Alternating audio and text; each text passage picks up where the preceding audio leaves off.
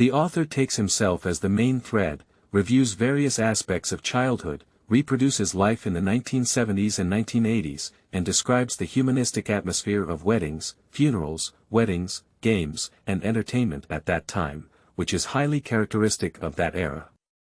The toy guide, game guide, old craftsmanship, old customs and other contents in the appendix provide rare materials for studying the culture and reminiscing about that period of history at that time.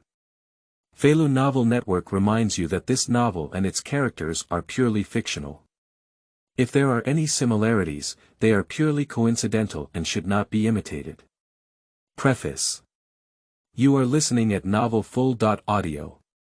We, born in the 1970s, coincided with a time when our country was in a state of great waste waiting to be revitalized.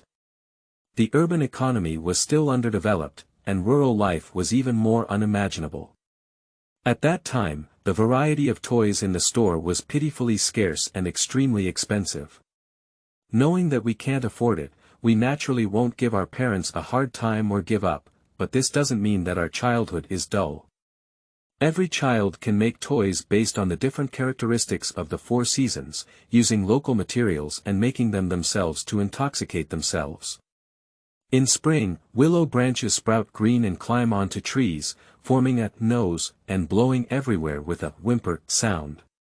Whenever I hear the sound of willow flutes on the street, I think of the willow trees of the past. After the scallions come out of the vegetable garden, pinch off the leaves, remove the tips, and bake them over the fire to make them slightly softer. With a single blow from the mouth, they will make a whoop, whoop, whoop, whoop sound. When we were children, unlike children nowadays, we were extremely afraid of insects. In summer, we would go to the mountains and grasslands after rain to catch water buffalo, and sing, water buffalo, horns first, then head your father, your mother, while fighting their big teeth together, trying to provoke them and make them bite each other. After we have fun, whether the winner or the loser, they will eventually go the same way and be roasted into a burnt yellow by us, worshipped in the Five Organs Temple. Catch the kowtow beetle, adult beetle, pinch its buttocks with your right hand, and keep shouting, barley, barley, is it raining? Let it kowtow on the fingernail cover of its left thumb. If brown water comes out of its mouth, it means it will rain tomorrow. However, we have never eaten this kind of bug before, and no one dares to be a little white mouse. As the first person to eat crabs, we just keep making it kowtow until it dies. We will not be polite to those stubborn elements who refuse to cooperate, just twist our heads and let it know our strength. When I grew up, I knew that the golden needle beetle was a big bad egg that harmed crops, so I still have no sense of guilt towards it. Sticky cicadas and water guns accompany us as we welcome autumn. We pick out thick and dry crop straw, peel off fine pieces and straw pulp to make glasses to wear, hang small braids made of sweet potato leaves on our ears, and carry grasshopper cages made of sorghum poles. We listen to its chirping and enter the snowy winter. Skiing, ice skating, and playing, lying on the calm listening to the world. Cycle through and grow with us. When I was free, I thought hard and recalled my childhood. In addition to wawatu, liang danmian, a small amount of white noodles plus thin stick noodles, unlit stoves, the pit where excrement and urine came out in winter, the old clothes handed down by my brothers and sisters in turn, and an old rickshaw that sounded everywhere except for the bell, were strong memories. Other memories that could be searched were only fragmentary, bitter and sweet fragments. Memories are like elementary school bulletin boards, with only stiff slogans and bizarre graffiti. I often try to find some colorful fragments and connect them, but there is always a regret that words are difficult to convey. Many past events only stay in my mind, like the ice hanging on the eaves at that time. Looking at it crystal clear and hanging upside down like a cone, before picking it off and seeing what happened, it turned into a puddle of sewage and eventually disappeared. At the end of winter in 2018, I returned from my classmate's daughter's wedding banquet and several classmates came to my house to have tea. In a drunken chat, a teacher asked a classmate to divide the subject, verb, and object into laughter, like a passing wind, brushing away the dust that had sealed the past and instantly opening the lock of time that lingered in my heart. Many memories rushed out like a flood of floodgates, rushing out one after another. It's night, I tossed and turned, unable to fall asleep for a long time. Countless past events push me to rush into my heart, the former has not gone, the latter has arrived, quietly entering a dream, making me wet with tears on my pillow. Suddenly, with a flash of inspiration, a strong desire arose. I wanted to pick up my pen and record the remaining memories and traces of time. So, amidst my busy schedule, I entered a state of writing according to every opportunity. Whenever I have free time, I rush to write an article. Thus, the initial draft was intermittently continued for nearly a year. My memories began with my grandmother, who had passed away for many years and had the deepest memory. Although many years have passed, my grandmother has become a memory of my dreams. Her almost indulgent past towards me, as well as the love and care of my elderly parents and second uncle, leave a vivid impression on me, and I am grateful.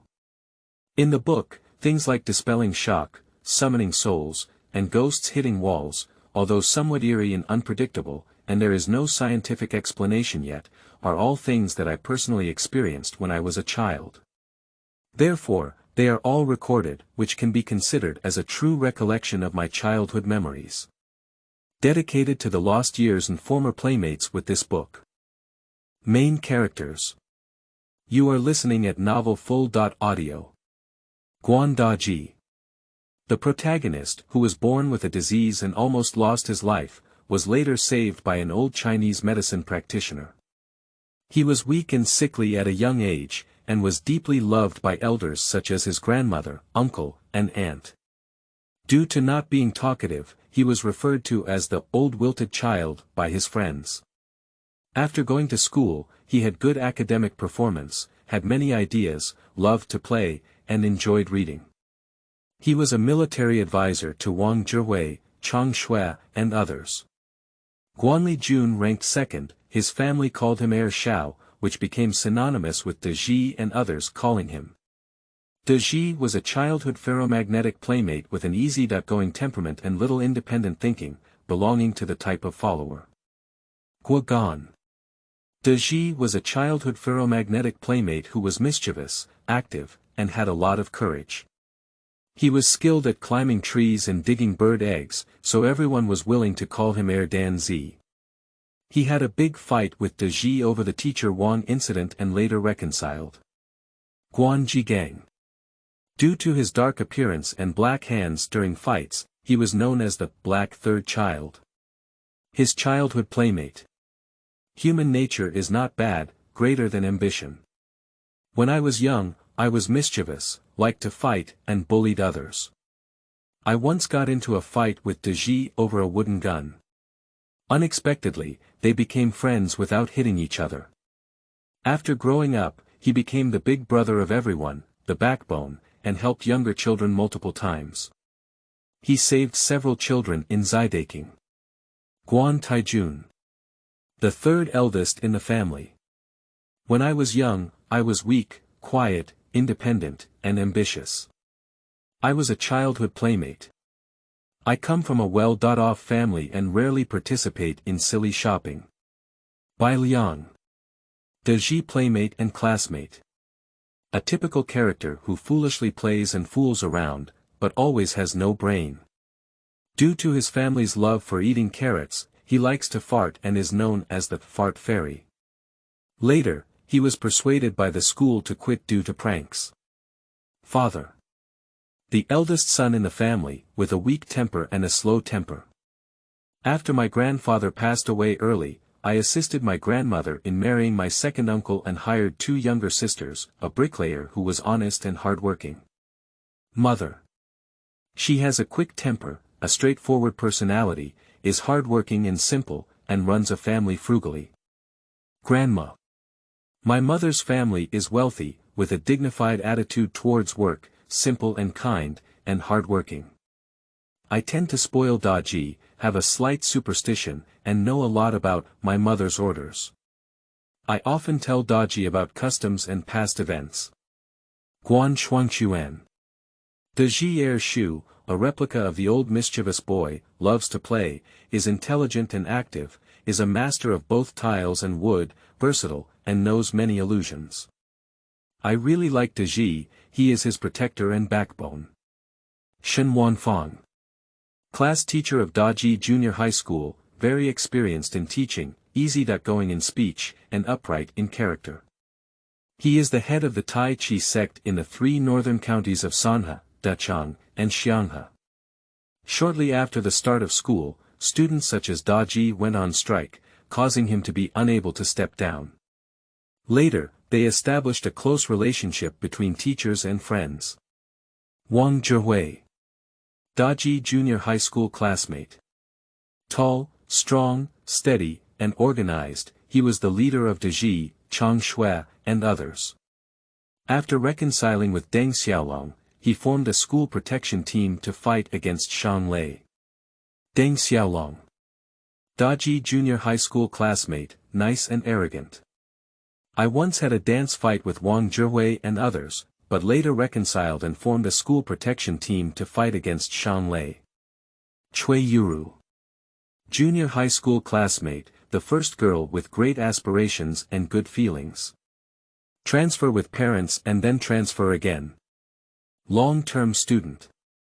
A junior high school classmate from Daji, interested in mechanical and electrical engineering, and enjoys doing experiments. Stubborn personality, got beaten in conflict with Shen Wanfang, and failed to fight Shen Wanfang with Daji, Wang Zhihui, and others. Later, he joined Shen Shui in martial arts, and Daji, Wang Zhihui, Deng Xiaolong, and others formed a school protection team to fight against Shang Lei. Chang Liang. Daji Junior High School classmate. Cheating in exams. Ho Qin. A junior high school classmate of Daji. After joining the army, he became a role model for Daji, Changshui, and others. Later, he became a deserter and was abandoned by everyone. Gao Yun transcribe. A junior high school classmate from Daji, who cut his palm while fighting for a box ruler with Daji, later reconciled. Zhang Yan. Daji junior high school classmate.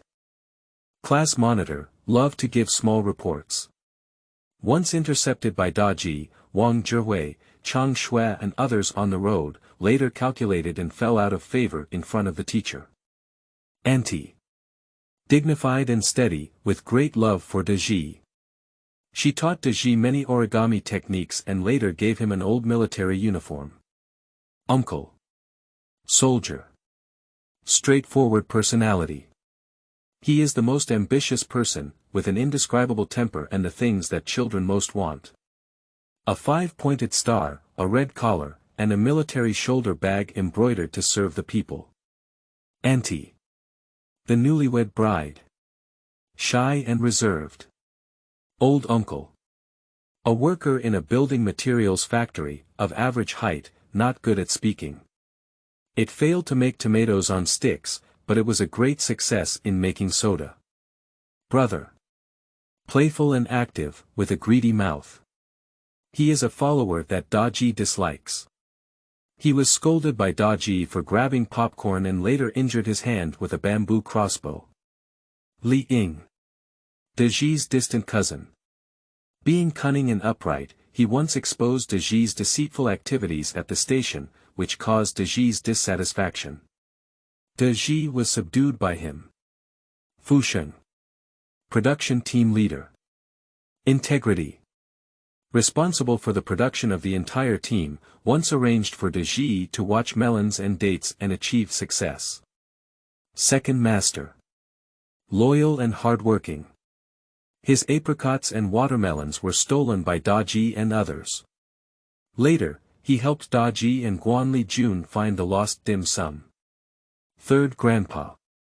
Black third son's father, with a bad temper. Born to drive a big car. Teacher Wang. Daji cousin, love beauty. Dirty clothes with pine tree oil by Guogan. For this, Daji and Guogan had a fight.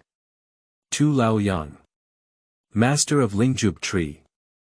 Feeling nauseous and kind-hearted, he paid for medical treatment for De Ji, who was stung by foreign chili peppers. Teacher Zheng. Junior high school teacher. Zheng Xiaoye.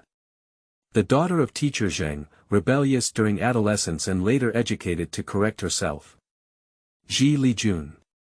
Junior high school principal, easy-going, calculated by Guan Daji, dyed red hair and red beard. Guan Guodong. After graduation, he became a primary school teacher. Because of corporal punishment, the students left and changed their teaching ideas. Later, he was transferred to middle school. Shang Lei. Little Playful, the godson of a certain leader, was fired for causing trouble, harassed multiple times in the middle of the section, and later arrested. Introduction. You are listening at Novel Full.audio. Cousin Dajuan is the son of Zhuang's aunt and has been a playful person since childhood. Not long ago, I was invited to have tea and chat at his house. What kind of tea do you like to drink? Black tea, good. This black tea is only delicious when boiled. When I came in, he was busy boiling water, washing tea cups, and chatting with me. While he was cooking tea in a pot, I was attracted by a painting in the room. From the painting of golden wheat fields and emerald green leaves, it can be seen that this is the scenery before the wheat harvest. A boy in his teens, dressed in a mud cloth jacket, swayed in the breeze with his open clothes. He held a slingshot, straightened his body, and closed his right eye to gaze at the prey on the tree. The other boy held a slingshot in one hand and a leather bag filled with stones in the other. He crouched down, ready to help his companion shoot the prey. The signature reads, "In the year of Guiyu, it was written in a broad sense." This is a painting by our Three Rivers Chu Guanyi. Nowadays, there are not many folk painters like him. My cousin saw me fascinated by the painting and introduced it. Really? Is there another painter like this in Sanha? I haven't heard of him yet. There aren't many people with such feelings anymore. Are you familiar with him? He interrupted my imagination. Not very familiar. He gave me a picture album. You have tea first, and I'll find it for you later. The items placed in the Baibao pavilion were dazzling and unique, and I ignored my cousin's tea on the tea table. I stood up and walked over in a leisurely manner. Slingshot. I shouted and couldn't help but take a quick step, picking up and playing with it. This is a small slingshot made of mahogany wood, which has been played with for many years at a glance and has already been wrapped in pulp. The pattern above resembles flowing clouds and mountains and rivers, creating a dynamic and delightful atmosphere. How's it going, brother? Isn't this thing good? Dejun walked over and said, when I was a child, I was a good player with slingshots. I could say I could hit wherever I pointed. However, the first time I played, I made a fuss. I pulled my hand backwards and let go, and the leather bag came towards my nose and eyes. I was slapped all over my face. Thanks to not putting stones in it, otherwise I would have to break my face. He said with lingering fear. Oh my goodness, Grandpa. You're too narcissistic, right? With your dignity, it's really embarrassing. It's a good thing, you don't have to go through plastic surgery, I joked casually. Go. Fan the autumn fan away. It's so hard for a dog to spit out ivory. He punched me and said with a smile. Let's pull you down. If I were to be able to spit out ivory, I would have been protected by the country as a baby long ago. Is it something you can see if you want to? Brother, are you still playing slingshot now? I haven't played for a long time. Now it's just here. I recall the past. It's not always accurate where I used to play. He shook his head with a wry smile. Look at this, I guess you've played too. Chain pedal gun. Another childhood treasure appeared in front of me. I was pleasantly surprised to take it over and skillfully broke the second chain pedal. Then, I took out a match from the matchbox, passed it through the spoke cap, pressed the medicine, reset it, opened the firing pin, and faced a bowl of mountain shadows. With a light snap, the matchstick was nailed to the layered, fleshy flower mountain shadows that resembled the mountain peaks. Not bad, not bad. I blew the light blue smoke in front of me, holding the chain pedal gun, and scouting around for new targets. Oh my mother, my poor flower. Big brother, who had just poured the second tea into the tea dispenser, saw this scene and seemed to have his butt burned by fire. He rubbed against the mountain shadow and pulled out the matchstick. I said I asked your kid to come and drink tea, but it wasn't for you to cause trouble. TSK TSK TSK. Why are you so anxious? A pot of broken flowers is not worth 3 melons and 2 dates. As for you arguing with me for being yellow, Mung being black, are you not afraid of those thorns pricking your hands? You're quite a big guy, calling me Auntie for such a small matter. You're not ashamed, really. I joked nonchalantly. Who doesn't care if the wolf doesn't pick up their child? You're so old, why are you still making such a fuss? I said, why don't you just keep changing? Don't wander around, come over and wait for tea, otherwise, what kind of evil will happen again? I don't know what to suffer from here. The Jungu chased after me, took the chain pedal gun from my hand, put it in the drawer, ba air, and locked it. If you want me not to wander around, it's okay. You have to tell me, why are you keeping these things? This is all just a thought. I mean, you kid, you write about this and that all day, can't you just write about the things we did when we were kids? It's easy to say. When we were young, we didn't have anything to play with. We didn't make any toys ourselves. Eating a tomatoes on sticks is just like the spring festival. Seeing mice and domestic sparrows, we were all hungry for food. We wanted to eat it immediately. All day long, we looked around to see who was drying their food and wondered how to steal it. All day long, we were just fooling around in the mud. Now we forget about it. There is no material. How can we write it? Besides, it's just this thing. Who can read it? It really touched my mind, but I also expressed my concerns. I'm telling you, kid. Our brain melon seeds made of elm wood and can't turn corners. Just write about how to make a chain, a pedal gun, and how to play with a slingshot.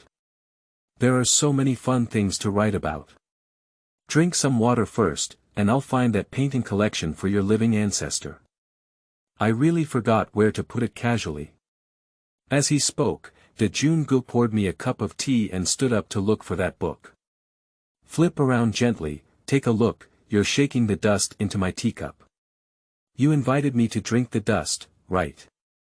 I teased him while savoring the jujube red strong tea in my cup. Oh, I found it. Take a look. If you could refer to this collection and write about our childhood, I'm sure someone would read it, he said, taking out a beautifully bound book from the bookshelf drawer. The cover of the album is printed with the painting, Playing Slingshot, and on the right side of the album is the title, Chu Guanyi Painting Collection, written in regular script. I didn't care to listen to his grinding and chattering, but couldn't wait to open the album with his big and thick lips that were quickly opening and closing. A strong rural atmosphere rushed in, and the simple paintings shocked me one by one. Hi, hi, hi. Did you come here to drink tea or study? It's really a waste of time reading newspapers. Pretending to be positive. If you don't come back usually, don't come to my place to work hard. I'll give you the book, take it home and go read it on your own. I'll have your sister-in-law stir-fry a few dishes and have an appointment with your senior brother Hailey and a few others. Let's have a few drinks together. In the interplay of cups and plates, a few people played until after 12 o'clock. I stumbled back home, clutching my portfolio. Despite the strong alcohol, I still forced my hazy drunken eyes to open the album. During the new year, familiar scenes such as bumping and turning, poking toads, and pushing rollers were presented one by one. Looking at the paintings filled with a sense of familiarity, I seemed to hear the hustle and bustle of the battlefield in my childhood. I saw us wearing a lei feng hat, cotton-padded clothes, waving our sleeves shiny with oil from our snot, desperately shouting for support.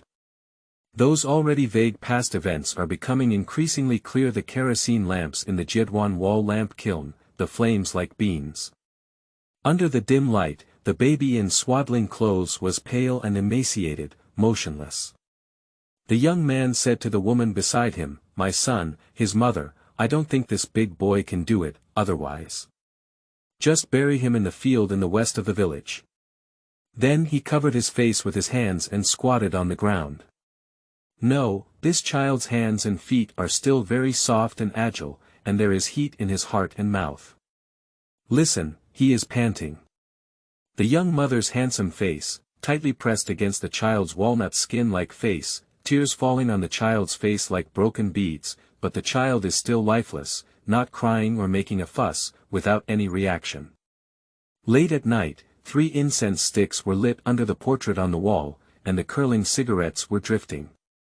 The young woman knelt on the ground, murmuring, "NZX, please help us, this poor child." Men use foreign carts to carry young women around searching for doctors and medicine on the dirt road leading to Baijian. A tall and thin man vigorously pedaled a borrowed large carriage, while a woman holding a child sat in the back seat. The child still had a yellow and skinny face, and his eyes were tightly closed.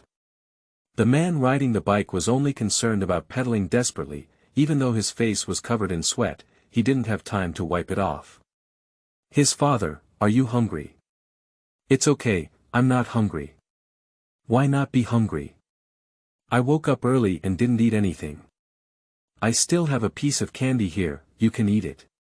The woman took out a piece of fruit candy from her pocket, tore open the packaging paper with her teeth, and stuffed the candy into the man's mouth from behind. In the low house, an old man with white beard and hair said, "This child was taken by the Ji1, just squeeze out the poisonous water from his body."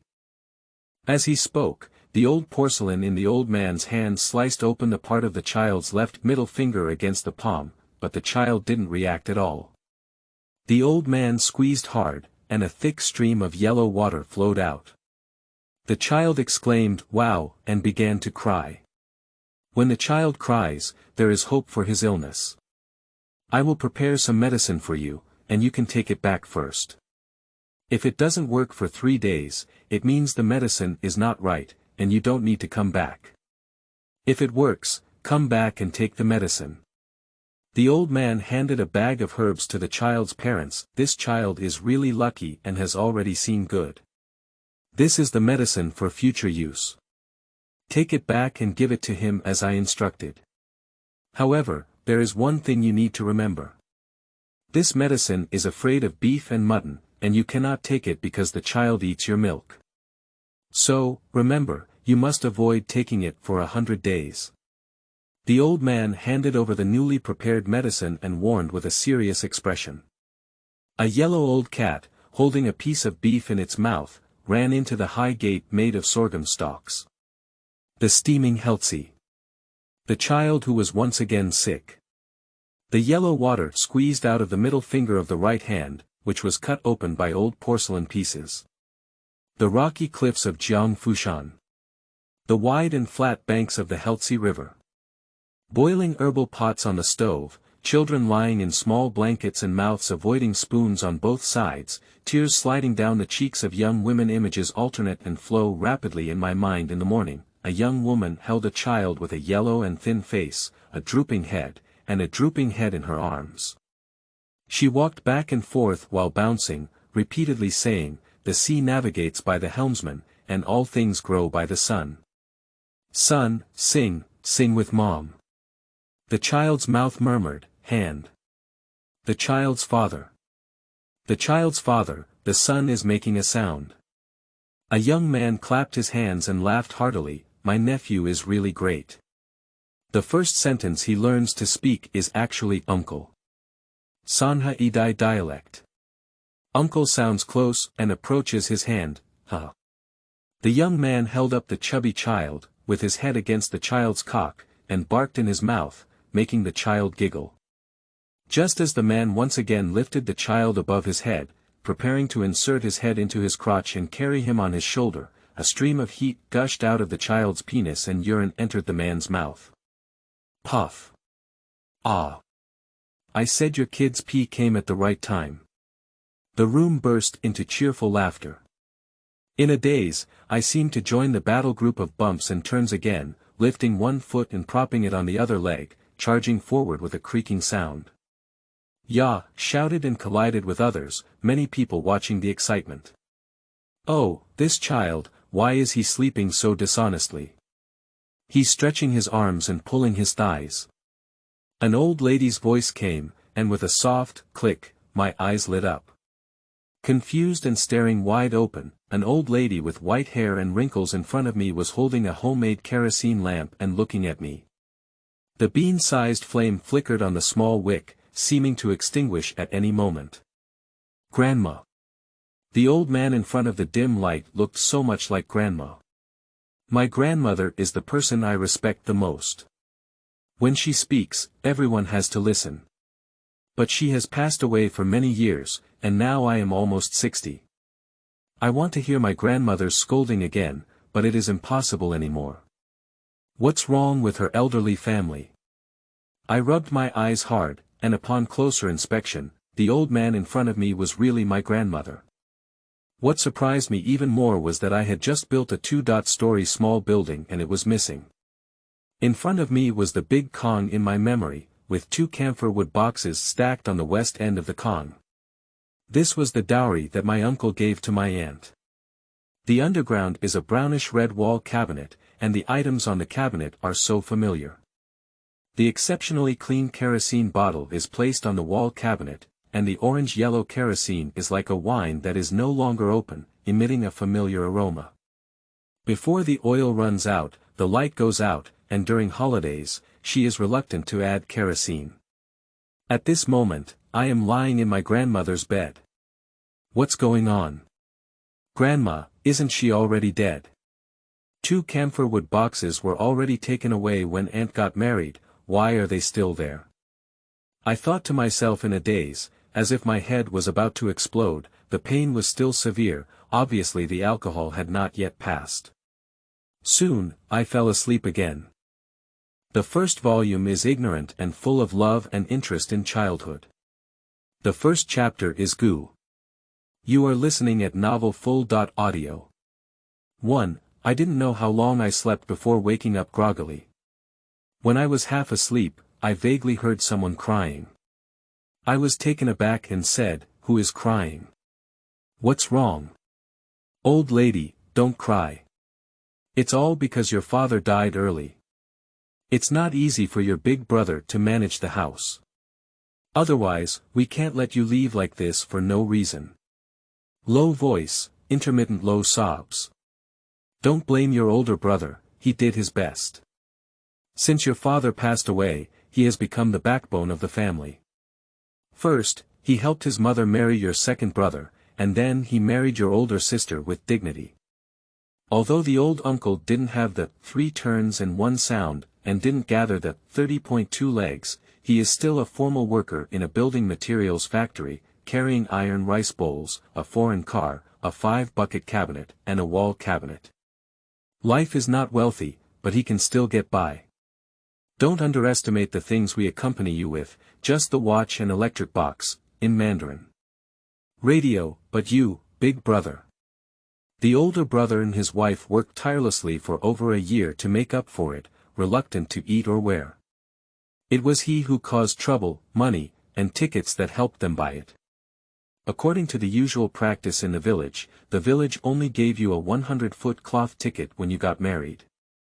But that's not enough. It was your big brother who begged for nothing and forced the 8 piglets born to the old mother pig to be human beings, so he gave an extra batch of 80 feet of cloth. Your sister-in-law is still using a clay basin to make noodles and cook, and she hasn't used an enamel basin.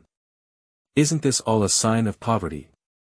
If you get married and live a good life, Mom and your big brother will feel at ease. As long as you work hard and have a tight budget, don't spend too much money.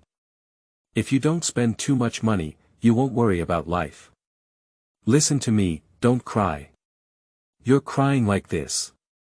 Your older brother is feeling even more suffocated when he hears it. Mom, I don't think things are lacking. The watch I brought with me, along with his foreign car and radio, made a couple of turns and a sound. We slowly saved up money to buy the sewing machine. I can't bear to part with you and my big brother, or this family. When I think about leaving, you have to go with the big brother, the second brother, and their two families rotating officials, in Mandarin. The elderly take turns eating and living at their children's homes, and I feel uncomfortable in my heart. In the earrings, the young girl whimpered and wept, followed by the low choking sounds of two people. Who is it? Why is the house so messy today? I suddenly opened my eyes, and what caught my eye was the black roof smoked by the fireworks. The beams and purlins covered in oil smoke were like demons grinning with open mouths, making the whole room appear so low and dark. Everything in front of me felt extremely oppressive in my heart. I was suddenly taken aback in my heart. It seems that what I saw just now is true. Grandma is still alive. So where the hell is this? Who's crying here? I haven't woken up yet, my head still hurts a lot. Grandma's alive again. I'm puzzled. Just as I was lost in thought, a burst of electric current echoed through my mind, followed by the sound of Eastern red in the room. Looking through the sound, I saw a gray-black paper horn hanging below the north beam. A blue wire was connected to the speaker and strung over. On the lower left corner of the speaker, there is something resembling a certificate of commendation attached. What is this? I widened my eyes and looked carefully. It read, MZX quotations Our party is the leading core of the entire Chinese people. Without such a core, the socialist cause would be hindered unable to win marriage certificate XXX male, 25 years old XXX female voluntarily married at the age of 20, and after examination, she complies with the provisions of the marriage law of the People's Republic of China on marriage. This certificate is issued XXXX Revolutionary Committee XX year XX month XX day. Isn't this my dad and mom's marriage certificate? What's going on?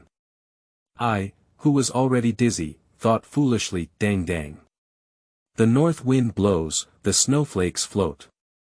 At this moment, the loudspeaker on the electric pole first sounded 7 chimes, followed by an excerpt from the opera, The White-Haired Woman. As soon as the loudspeaker was turned on, the whole village trembled uncontrollably. The whimpering singing voice, delivered to everyone's eardrums, instantly aroused people's hatred towards the landlord and bully in their memories. Oh my ambition has awakened. Big grandson, get up quickly. Today, let your old aunt go out. Grandma will dress you in new clothes, and you also need to send your old aunt a dowry and hang the door curtain. Your old uncle, he needs to give you wedding money. Otherwise, we won't hang her up. Come on, Grandma will dress you up. I, who was still sitting on the Kong, was startled by the sudden sound and let out an ah. Although I am still dazed and puzzled, what I see in my eyes and hear in my ears is telling me at this moment that I said you should hurry up. The old brother.in.law's house will be here soon, why are you still dawdling here? Hurry up, change into these clean clothes. Daji, hurry up and have your grandmother dress you up. Hurry up. I'm really anxious. It's my mother. All kinds of signs indicate that I have really traveled. My mother is very busy with her affairs, and my father, who is calm and unhurried, is always scolded by her. Just your big mirrored head, why don't you let go of anything, and coupled with the withered jujube like that you can't kick a fart, you can't even help the oil bottle collapse all day long. I can't bear it. Hurry up, my living ancestor. Not long after putting on my clothes, I felt something crawling around my neck. When I touched it with my hand, I pinched out an olive-shaped bug. This gray guy must be 2 millimeters in size, with a pair of antennae and 3 pairs of feet, a bulging belly, and bulging little eyes, staring closely at me. What is this thing? I instinctively called out as I looked at the small thing in my hand that was 2 sets larger than sesame. Oh my goodness, this child has grown lice. Hurry up and put on your clothes, take it off, Grandma, take it for you.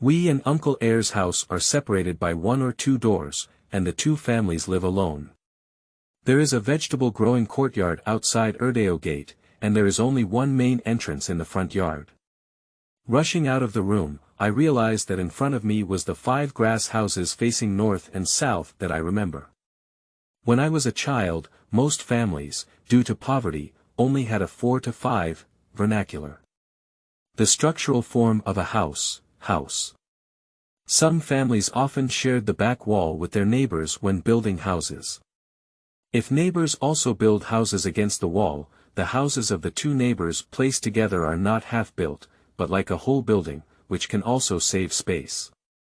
Most households use sleeve purlins, which can save a lot of wood and achieve the concept of building with less wood and more soil. In addition, many people's rafters are not only about the thickness of their arms, but also crooked and twisted. They are not experienced carpenters and are definitely not nailed properly. When encountering those good-looking families, in order to show off their wealth, the carpenter will put a lot of effort into nailing the rafters. The thick end of the rafters will face outward, and red clay will be found on the mountain, melted and brushed on the wood to make it more visually appealing. On the east side of the main house is a large room and a half. My grandmother and aunt live in this room. After she got married and moved out, my grandmother and I were left in this room. The room on the west side of the main house is also a earthen kong, which my parents live in. On the west side is a half room for miscellaneous items, where the entire family's rations and miscellaneous items are stored, and there are basically no residents. Usually, the cat at home and the cat from the neighbor play and catch mice here. Auntie's marriage, too. You are listening at novelfull.audio. My kitchen is located in the living room, with brick stoves on both sides. So, when you enter the door, the first thing you see is the kitchen. On the stove on the right side, there is a large iron pot on the pot table. In the corner next to the large iron pot, there is usually a very small, very deep pot. In my memory, the stove at home was built by my father with green bricks, and the corners were already polished smooth. In order to make it cleaner, he added a certain proportion of white ash and wheat residue to the loess, carefully mixed it into a moderately soft and hard mud, and applied it to the surface of the stove. In this way, my stove is smoother and smoother, without water seepage, and it is also easy to clean. Dad's masterpiece not only boasted about himself, but was also unexpectedly praised by my mother, attracting uncles, aunts, and aunts from around to come and learn from it. They all went home to imitate and renovate the stove. Behind the left side of the front door is a bowl rack reserved on the wall. Inside the bowl rack, there are 3 layers of wooden boards, 1 wide and 2 narrow, with the bottom layer being narrow, used to hold dishes, plates, and other tableware. The spacious one is the middle layer, which is used to hold oil jars, egg baskets, and other things. The top layer is also a narrow space, with several small ceramic jars placed on top, which contain infrequently used items such as beans, dried red dates, and fermented noodles. The ingredients are not placed here, they are stored separately. Various types of grain noodles are classified and placed, such as sweet potato noodles, white noodles, millet or stick residue, sorghum rice, etc., which are arranged in an orderly manner by Grandma. Each place has its own place, and it never becomes chaotic. On the edge of the stove are water tanks and flour tanks that are mostly half the height of a person, all of which are sauce red pottery tanks. Although one of the large jars was made of curium, the surface of the jars remained oily red and shiny under the frequent wiping of my mother, and even the shadows of passers-by and others could be clearly reflected.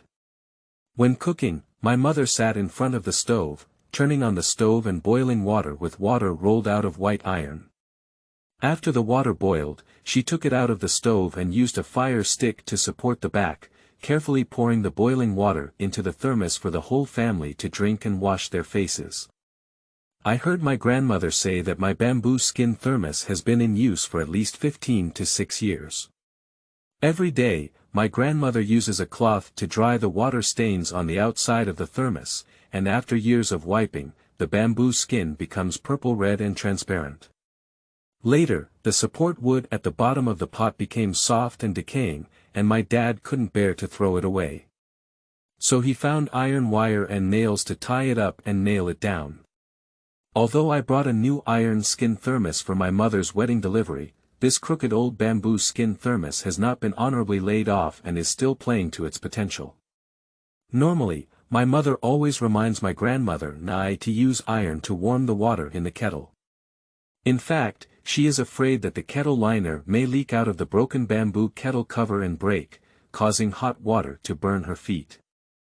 Only when she pours water herself, does she pick up the bamboo kettle. After the meal is cooked, Grandma always uses a charcoal shovel to scoop out the wood that has not been fully burned, sprinkles water on the outside of the house to extinguish it and saves it for future use. With that treatment, the charcoal burns even more vigorously and reduces the pungent smell. There is a stove built on both sides of the house, with an aisle in the middle. The south door leads to the front yard and the back door leads to the backyard. The stove is connected to the earthen kong where we sleep. At that time, the heating of the earthen kong mainly came from two aspects. First, the smoke and fire during cooking were discharged through the chimney, while transferring excess heat to the earthen kong. Because there is a chimney in the stove that leads to the earthen kong. In addition, most adobe beds have holes for burning them, and people can use these holes to burn firewood, making the adobe beds hot. Due to long-term burning of fires in the main hall, the wooden beams on the walls and top of the main hall were blackened by the smoke and fire. We have a catchphrase here: 3 acres of land, 1 cow, wife and children on a hot kong, which is the dream of the elderly in villagers in the 1970s and 1980s to achieve a comfortable life. In rural areas, people have lived on earthen kong for thousands of years. At that time, there were many children in every household. There are as few as 3 or 5, and as many as 8 or 10 or even a dozen, only the large earthen kong at home can sleep. I couldn't find the 2 boys, so I quickly ran back to the yard. The courtyard in front of my house is very large, measuring 8 or 9 zhang long and 5 or 6 zhang wide. The courtyard is surrounded by 2 courtyard walls built with mountains and stones, forming a stone fortress. The backyard is only over 10 meters long, with a fence surrounded by dry tree branches. A small wooden door made of branches is left facing the back door, connecting the outside passage. Unexpectedly, just as I stood in the yard for a while, the big rooster with a red crown and colorful feathers, and black feathers on its tail emitting a faint blue light in the morning light, did not give me the face of this young master, nor did I dare to give it a holding firewood to boil water, plucking feathers into a soup pot. Seeing me staring blankly in the yard, I suddenly plucked the hair from my neck, glared at my round, pitch-black eyes, stroked my wings, vigorously flapped, lowered my head, and called out, charging towards me. Looking at the big rooster charging fiercely, I was immediately scared and cried. Go on the side. A person dressed in national defense green walked over as he drove away the rooster. The big rooster thought it was a safe bet, but Cheng Yao Jin, who had suddenly killed him halfway, kicked it out of the way and reluctantly barked and ran away. As soon as I was startled, I saw the 5-pointed star on the visitor's hat and the red collar badge on their collar. Uncle! I shouted loudly and ran up, jumping up and down. A tall man jumped into his arms and reached out to reach for the red 5 stars on his hat. My uncle is my favorite person. He has a great temper and what we boys dream of. A 5-pointed star, a red collar, and a military shoulder bag embroidered to serve the people. As long as I get one of these treasures, it's enough for me to show off in front of my friends for a while. His uncle, hurry up and go with your second brother to make arrangements. In a while, his old uncle should come to pick him up, but don't miss the main task. My grandmother came to urge me before I was too happy. I had no choice but to pout and sneak out of my uncle's body in frustration. I stood aside with my head down and pouted. At this moment, the adults at home and the people who came to help were already busy inside and outside, preparing for the old lady's departure. An old man stood aside and gestured to his father, saying something. I timidly walked over to greet him, "Hello, uncle." Unexpectedly, one sentence not only made my father laugh, but also made the elderly man in his 60s blush. He quickly awkwardly waved his hand and said, I can't shout, I can't mess with my seniority. In terms of seniority, I have to call you uncle. Your uncle is still young, and in terms of age, he is not a good generation, my father explained with a smile. From the old man's mouth, I learned that not only is he my nephew, but even Hai Liang, who is 6 or 7 years older than me, is also my nephew. It's really fun. I, who was so proud and lost my interest in listening to their chatter, hurriedly ran out. When I ran out, this familiar figure happened to be at my doorstep. Hai Liang, I won't call you brother anymore. You have to call me uncle, he said. What are you talking about? Who the hell is that?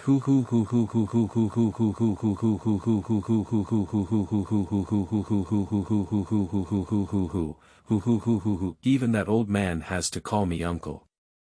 The sudden nail completely extinguished my excitement and lowered my voice several times. Damn it, I can't control you even if he calls you grandpa. What are you, my uncle? I'm still your uncle. I'll tell you, you dare to scream, I'll beat you up. He not only spat out a fragrant breath with a red face, but also waved his fist at me. Excitedly, I had thought that Hai Liang would respectfully call me uncle, like that old man, but I never expected to make a big fuss in front of him. Looking at his erect triangular eyes and clenched fists, I suddenly lost my prestige and dared not fight him. I had no choice but to go home with a disheveled face, embarrassed eyebrows and drooping eyes. At this moment, my mother and second aunt were dressing up my old aunt in the east room. They first opened the 2 brushes that my aunt usually combs, and turned them into the common braid for new daughter.in.law. After coiling them, they also inserted 2 silver hairpins diagonally into their hair bun, like a lock with 2 keys inserted. The old lady felt that this lock and key had turned her into the same commodity as the old lady on the roadside. Although my mother and she said they looked good, the old lady still felt uncomfortable. Although her heart was filled with the joy and shyness of getting married, tears still flickered in her eyes. My mother and second aunt naturally couldn't understand my aunt's thoughts at this moment, so after tying her headdress, she continued to wear wedding clothes. Old lady, I have to remind you not to forget about changing shoes at your mother.in.law's house. The green cotton shoes you are wearing belong to our mother's family. When you arrive at your brother.in.law's house, your mother.in.law's family will ask you to replace the red cotton shoes they have prepared. You must hide these shoes and not let your mother.in.law's family see them. Bring them home when you and your brother.in.law return home and keep them for your mother's house to wear. Change into your mother.in.law's red shoes so that we can live together in the future without any red faces or conflicts between your mother.in.law and daughter.in.law. Remember. My mother solemnly reminded me. Dao. Got it, sister.in.law, the old lady nodded and answered softly.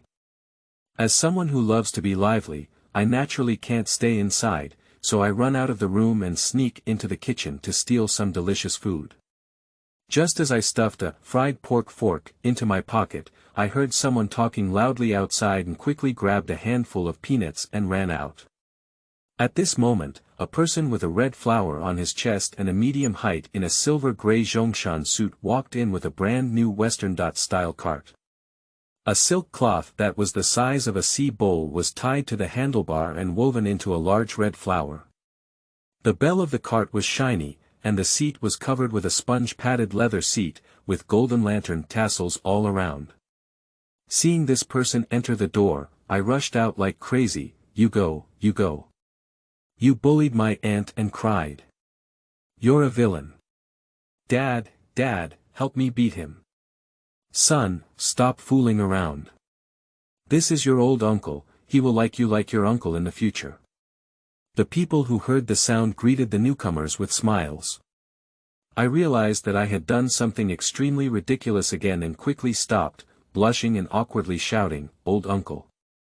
Ha ha ha, I didn't expect that as soon as you guys met, your big nephew gave you a warning. Come on in." The group walked in, laughing and talking. Auntie's Marriage, 3. You are listening at Novel Full.audio. Old Wilt, you forgot about our game. Hurry up and leave. Second egg and they all went. It was late, they must have thought we were afraid of them. Just as I was feeling ashamed to have stopped my old uncle by mistake, my village friend Air came to me. Air Xiaozi is the same age as me and the second son of the third master in my village. His eldest name is Guan Lijun. Due to his rank as the second son, people both at home and abroad call him Air Xiaozi. Over time, he has become an official title, but his eldest name is no longer called. I am almost 7 years old, with a thin and yellowish complexion, but I still look like a child under 6 years old. 2 big eyes were embedded in the thin and small face, appearing so disharmonious that it was heartbreaking to be thin. Where are you going? I asked angrily. You really forgot, you're really good. Didn't we make an agreement with Air Danzi and his team to have a competition and see who can pee taller? What a mess. Who made an appointment with them? I retorted to him. It seems that you have really forgotten. Let me tell you, we agreed that today we will be in the small forest on the east side of the village. As soon as he said it, I remembered that there really was such a thing. At that time, we had very few entertainment programs and lacked necessary physiological knowledge, so naturally we were curious about urination. At the same time, many people also have the idea of comparing and deciding who can urinate higher, farther, and more severely. Soon, Air Danzi, known as the GA Kid, had a sudden idea. The big guy gathered in the small forest in the east of the village to have a pee competition. Those who lose and those who dare not come are all losers. They are all losers, and they have to give snacks to the winner. Air Danzi, surnamed Gua, is 1 year older than us. He is lively and active, and is skilled in playing football, laying eggs, bathing, and climbing trees. Because he is a mischievous ghost, his eyes twitch and twitch all day, like a monkey becoming a demon. And because he was skilled at pulling bird eggs, he was dubbed the second egg by everyone. At that time, the children were very well behaved, and anyone who stood forward with an extra half foot, even a half toe, would be looked down upon by everyone. Seeing that everyone had arrived and stood up as required, Burton shouted loudly, "Listen to me, everyone, prepare, take out the sparrow, 1. 2.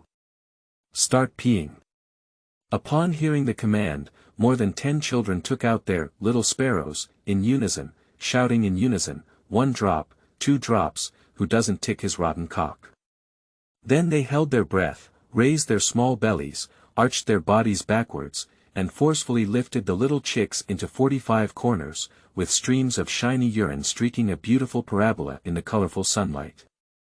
After shooting towards the farthest point, they slowly returned to our feet. Some faucets run out of water, so they have to sun-dry their little sparrows and wait for urine to come. "I pee far away," a small man shouted.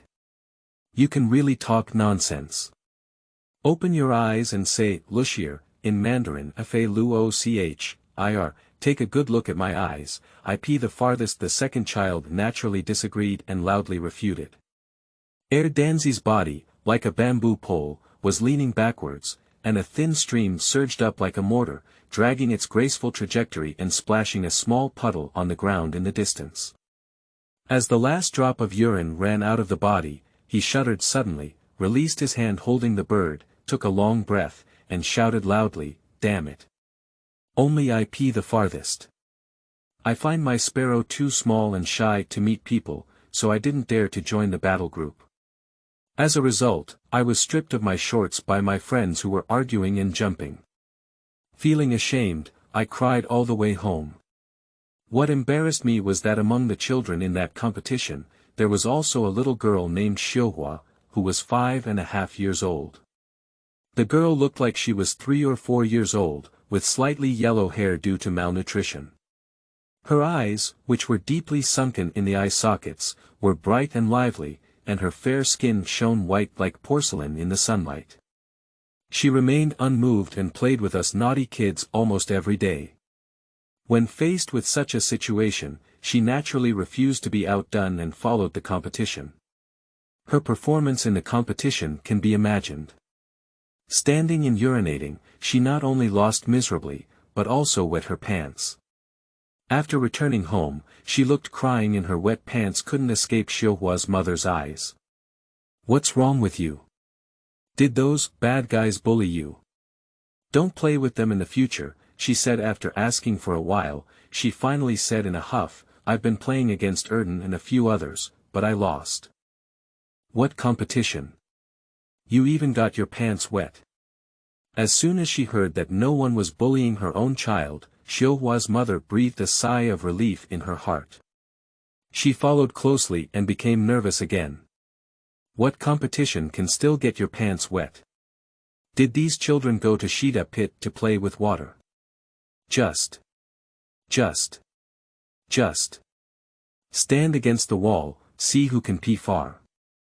Xiuhua hung her head and snorted again, not even daring to lift her head. "What? A competition to pee? You say you're just a girl from every family, playing around with those wild kids who wish to make a hole in the sky all day long. From now on, you're not allowed to play with them anymore. I'll watch you play with them again, and when I come back, I'll strangle you." Xiuhua Mama, who was so angry that she couldn't help but laugh, loudly warned her daughter with a red face and ears. The little girl couldn't figure it out. Her confession was accompanied by a stern warning from her mother, and she secretly pondered to herself. "Isn't it said in the movie that honesty is lenient? What's wrong with my mom? Mom, how could those 2 eggs pee so far?" Although she couldn't figure it out, she still wanted to ask why she peed so much worse than the 2 eggs. "For no reason, that's how they fooled you, eating and drinking. From now on, you're not allowed to play around with them anymore." When asked about her daughter's question, Xiuhua's mother was speechless for a moment, only vaguely speaking, her tone noticeably relieved. "And we little brats enjoy it tirelessly, drawing a straight line on the ground whenever there is a chance." Everyone stood in a row, trying to straighten their bodies, holding their little buttocks with both hands, pushing forward the little sparrow with all their might, and throwing urine into the distance to see who could pee further. The second son, who is several months older than us, really hopes to win first place every time. To achieve this goal, he prepares for the competition every day and drinks as much water as possible. By chance, he discovered that when the little sparrow curled up a bit, it urinated much further away than usual. So he secretly practiced, and the result was as he wished, always winning the top spot. However, his discovery was gradually discovered by us. When he competed again, the big guy's posture also changed to trying to straighten his body, holding his little butt with one hand and his little sparrow with the other. Seeing our proud expression, Dan gritted his teeth in hatred and secretly regretted not applying for a patent for discovering that the little sparrow had been raised and urinated far away once. A few of us were competing by the river, and everyone's performance was surprisingly good. Many people urinated more than a meter away. Danzi struggled with his legs and pushed his buttocks forward, trying to raise the little sparrow higher, and even urinated nearly 2 meters.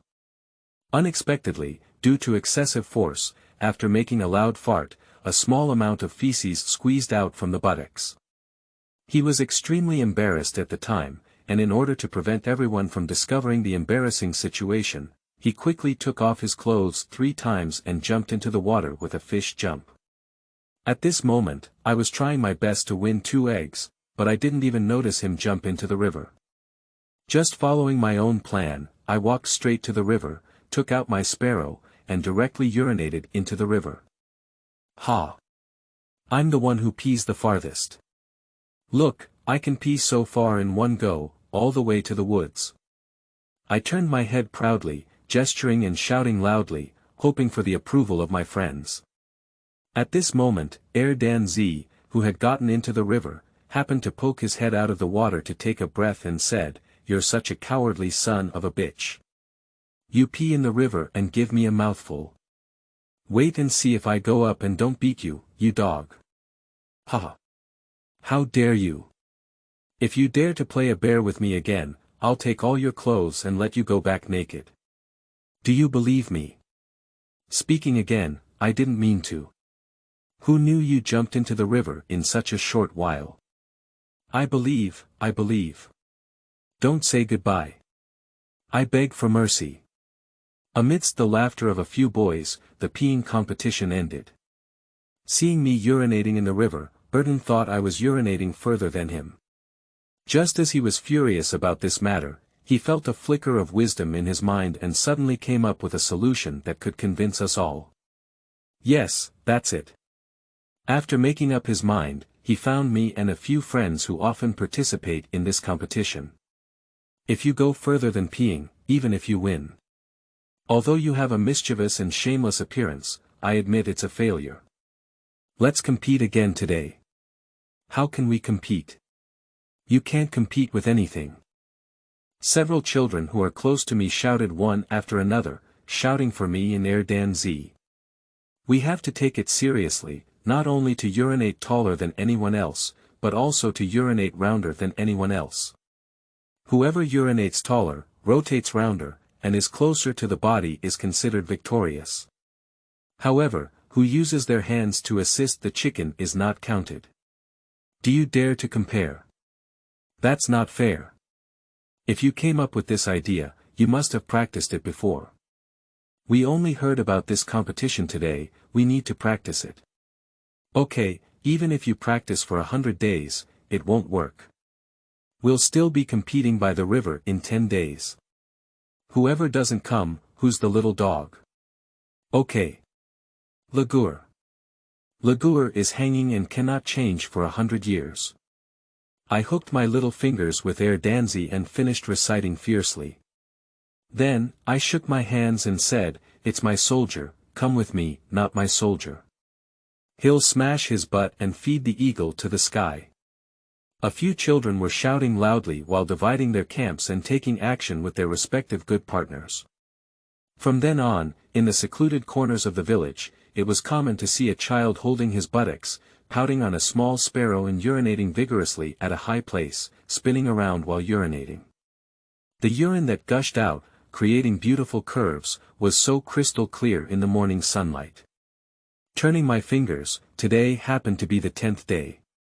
In order not to lose face, I didn't care about my family matters and came to the competition venue as scheduled. When the second kid and I arrived, several small guys about the same size had already lined up in a row. Without saying a word, we quickly joined the battle group. Are you all here? We'll start the competition in a while. But who pees high can't measure at all. But the person who pees high must draw circles around their body, so let's take who pees small circles as the criterion. Stop talking nonsense. Let's get started. Unable to hold back, we took out weapons from our crotch one after another, ignoring the urge for our pants to slide down and stack on our feet. We couldn't wait to pee. It's strange to say that urination doesn't just come at once. Don't be fooled by its usefulness, you can't hold it back no matter how hard you try. But when you really want to use it, it doesn't come. Although my face turned red and my neck was thick, I refused to let out half a drop of urine. I angrily hit the unhappy guy and reluctantly sent it back to its nest. I, who was extremely disappointed, looked up at the field. At this moment, I realized that not only myself but also a few others couldn't pee, so I had to stand by like me, unwilling to do so. The competition is still ongoing. Air Danzy's pants were already piled up to his feet, and he didn't care about these things. He just tried to pout his little sparrow and thrust his butt forward, throwing urine out to his heart's content.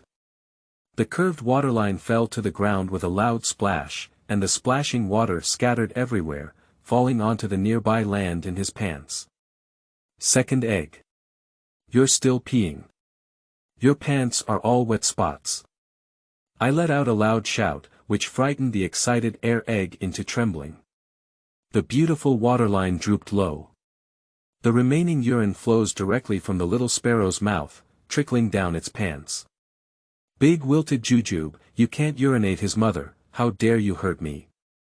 Danzy lowered her head and saw that her urine had only been drawn in half circles on the ground, and the rest had shrunk back, directly peeing on her pants. Looking at the pants that had already been wet with urine, I couldn't help but feel embarrassed and angry, and my eyes suddenly became anxious. You, don't rush to scold me. You're quite tall and wet your pants. You're really shameless and shameless.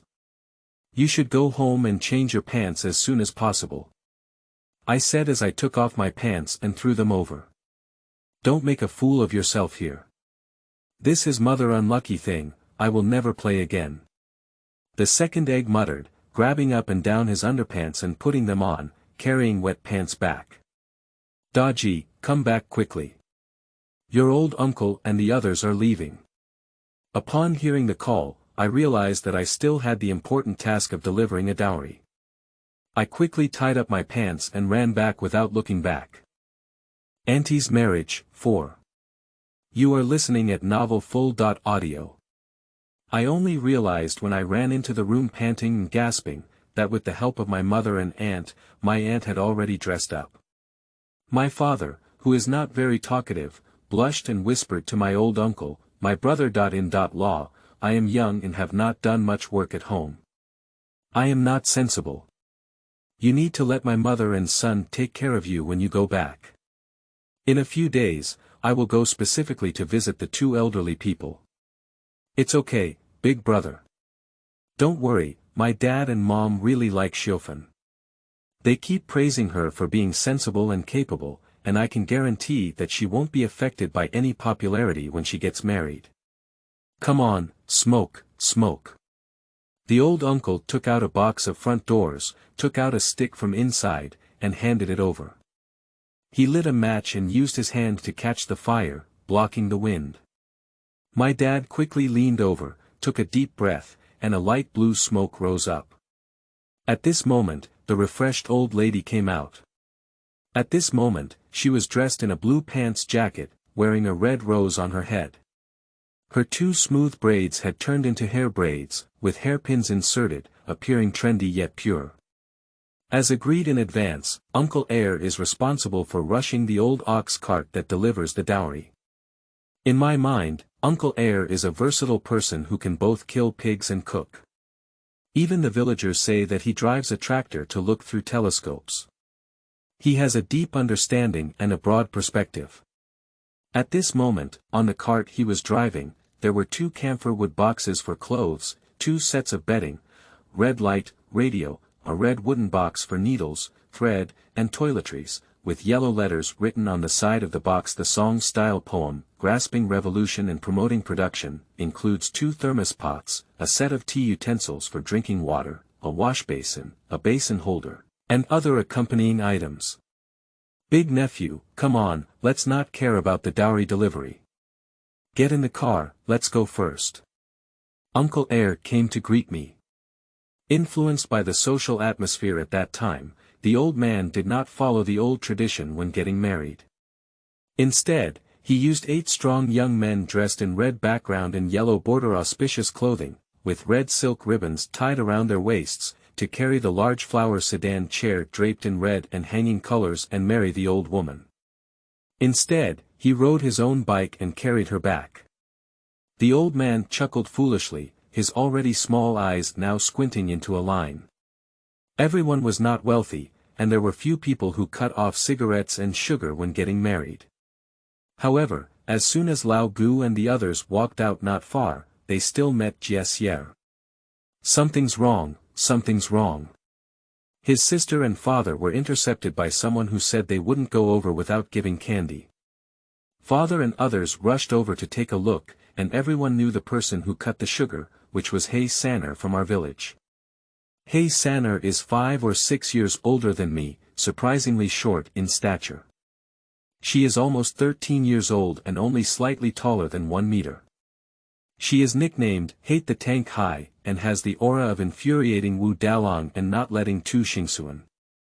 As for appearance, it can be completely described by the extraordinary craftsmanship.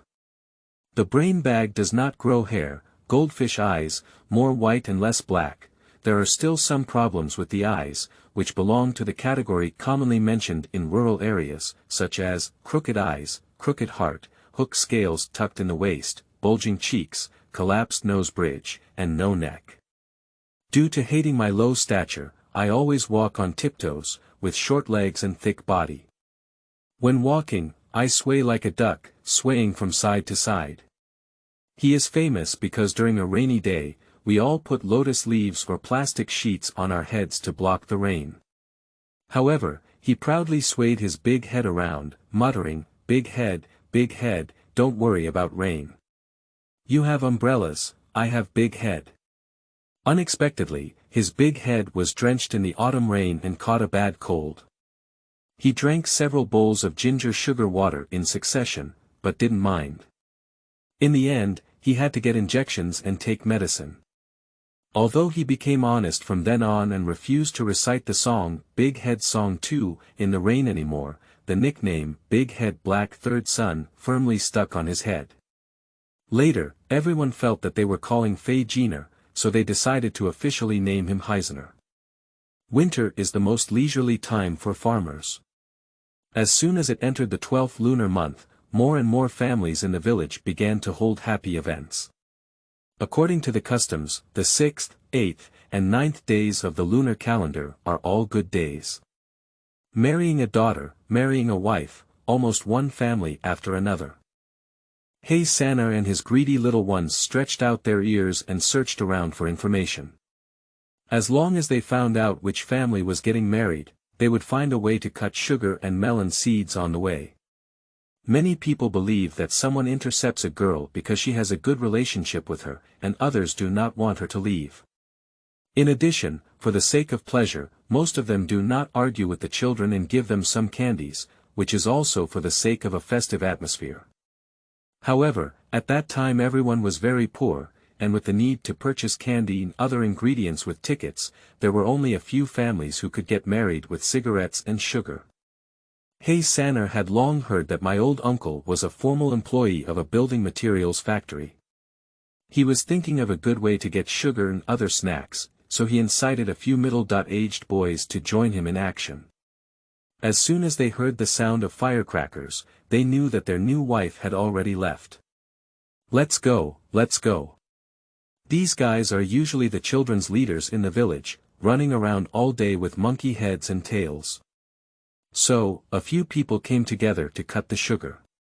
"Old uncle, give me some sugar to eat."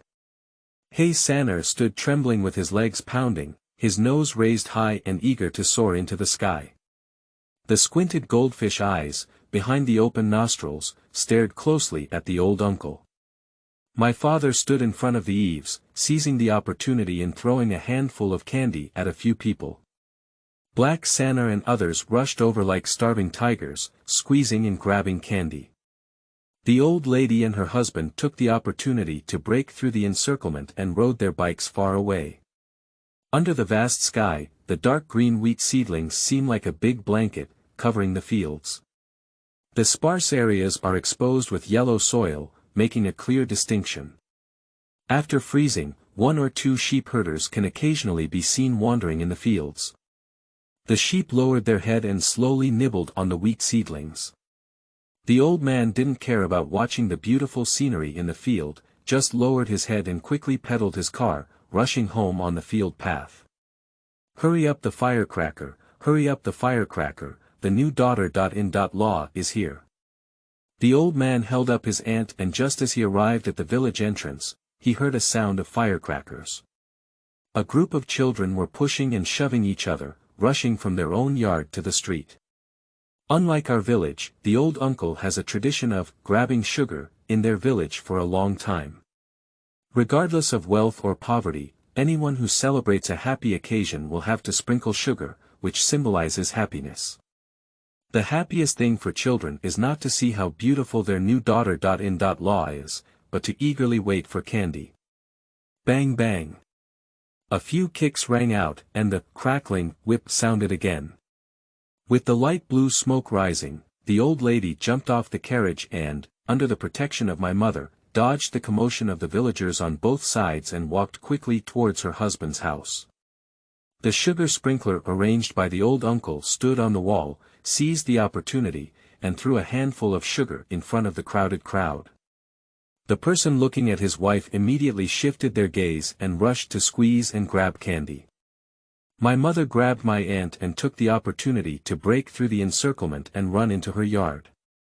At this moment, 5 new burlap bags were laid out in the yard of the old lady's house, and the mother, in local dialect, Uncle's mother, pulled the old lady to step on the burlap bags laid out in the yard, calmly walking inside. The 2 children, who were both intact, kept passing the burlap bags to the front for stepping on, which was called chuanzong, brown, to take over the burlap bags. Using 5 burlap bags symbolizes 5 sons ascending to the throne. I don't have many relatives in my family. Whenever I see my second son coming back from his relatives and feeling satisfied, and hear him boasting about the favor he received at his relative's house, my heart always feels sour and envious. My aunt's marriage gave me a long-awaited opportunity to visit relatives. I secretly made up my mind to make good use of this rare opportunity, grab more candy back, really show off, crave them well, and make them really jealous of me once. At this moment, I only see many children crowded together, with many hands competing to grab the scattered sugar cubes on the ground. The sugar cubes falling from the sky, no matter who they hit on the head, will bring a sudden sense of happiness, as if people have won a big prize now. So, those who snatched the sugar were overjoyed and boasted loudly, the children who couldn't grab it followed around, waiting to scatter and grab again.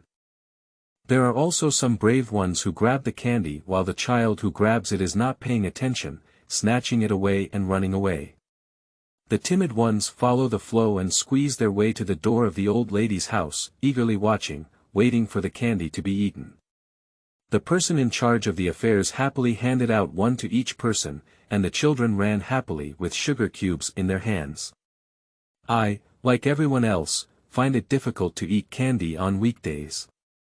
Under the temptation of the sour and sweet taste, disregarding the new clothes on his body, he quickly jumped off the cart and joined the sugar-grabbing battle.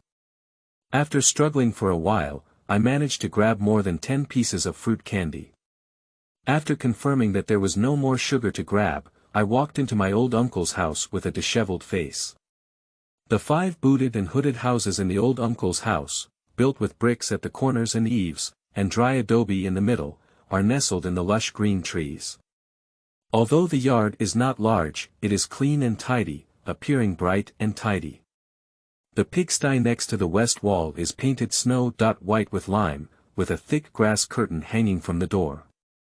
The thatched firewood on the east wall is piled up to the height of the eaves, and a small thatched cottage with a tightly closed door is located at the root of the wall. A red cloth-covered accounting table was placed inside the courtyard entrance, adding a lot of joy to the originally peaceful courtyard. The person who writes well in the village is called to be the accountant, and together with the deputy, they collect and record the number of gifts sent by the villagers one after another. You child, with so much effort, where did you go? Look at you, you look like a local monkey. You don't deserve to wear any clothes. My mother kept complaining while patting the dirt on my body. At this moment, my aunt has passed through a burlap and a fire basin, and is resting in her new house. She is waiting for the wedding ceremony to begin as soon as 12 o'clock auspicious time arrives at noon. As everyone was in chaos, the deacon shouted loudly, "The auspicious time has arrived. Both the old and new have come in, and the wedding ceremony is now starting." With a loud shout from him, the old uncle walked out with a smile. He held a red silk embroidered ball in his hand, while his aunt pulled the other end. Due to a new situation, the old lady didn't cover her head and went straight out to worship heaven and earth.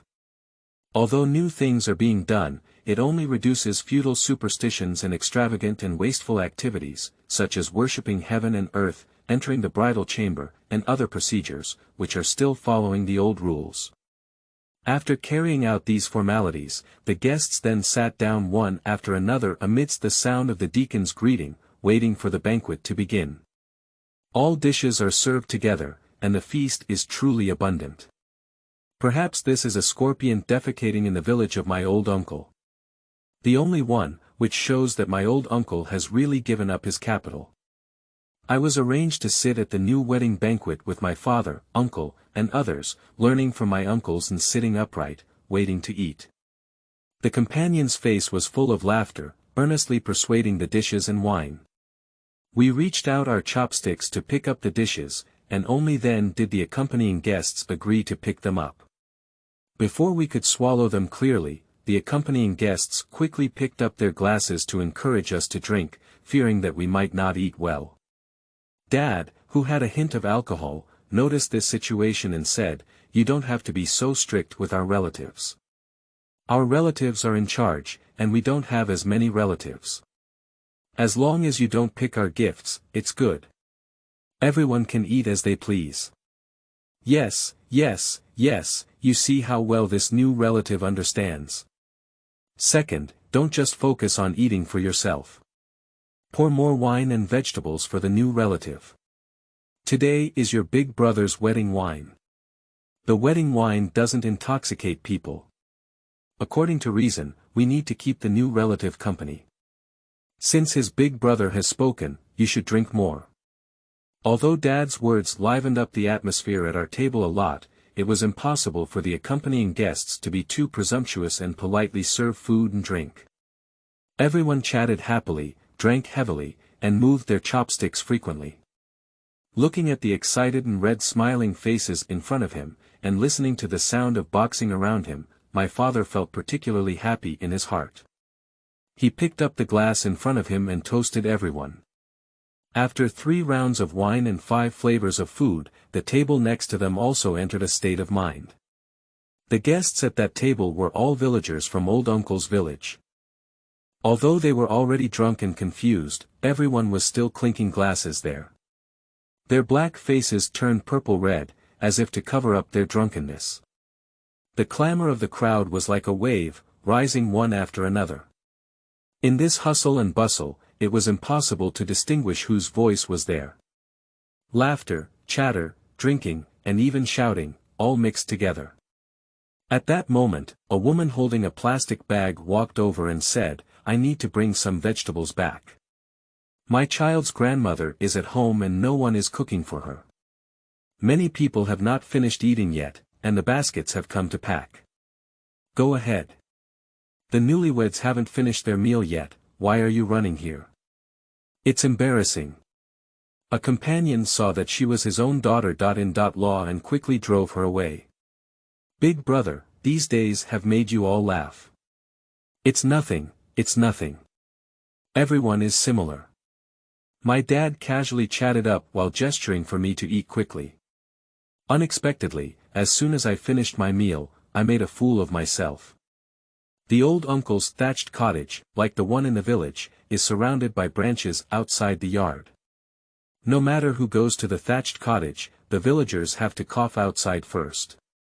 If someone is inside the thatched cottage, they will also cough to signal someone. If there is an urgent situation and there happens to be someone in the thatched cottage, people from outside will run into the wilderness with their legs sandwiched between them. The vast fields are filled with good places to use the restroom. I stumbled over to the thatched cottage and coughed as usual. Listening attentively, no one inside responded, so he took off his pants and walked into the thatched cottage while urinating. "Ah! What are you doing? Why did you come in? Hurry up and get out." The frightened woman's screams frightened me greatly, causing me to tremble all over. She forcefully covered the faucet that was being drained, and the urine touched my hand, wetting my pants. As I was stunned, I fixed my eyes and saw a brightly dressed woman squatting in the thatched cottage, with a big red flower on her head. Just as he was stunned, the stubborn sparrow still poked its head out from between its fingers.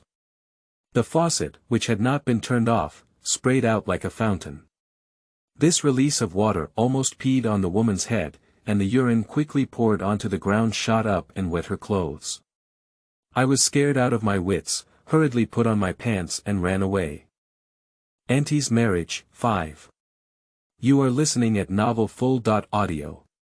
When I returned to the yard, my dad and his team had already finished their meal and were looking for me everywhere, watching me rush in. They didn't know what had happened. Sigh. Look at my big nephew, what's going on?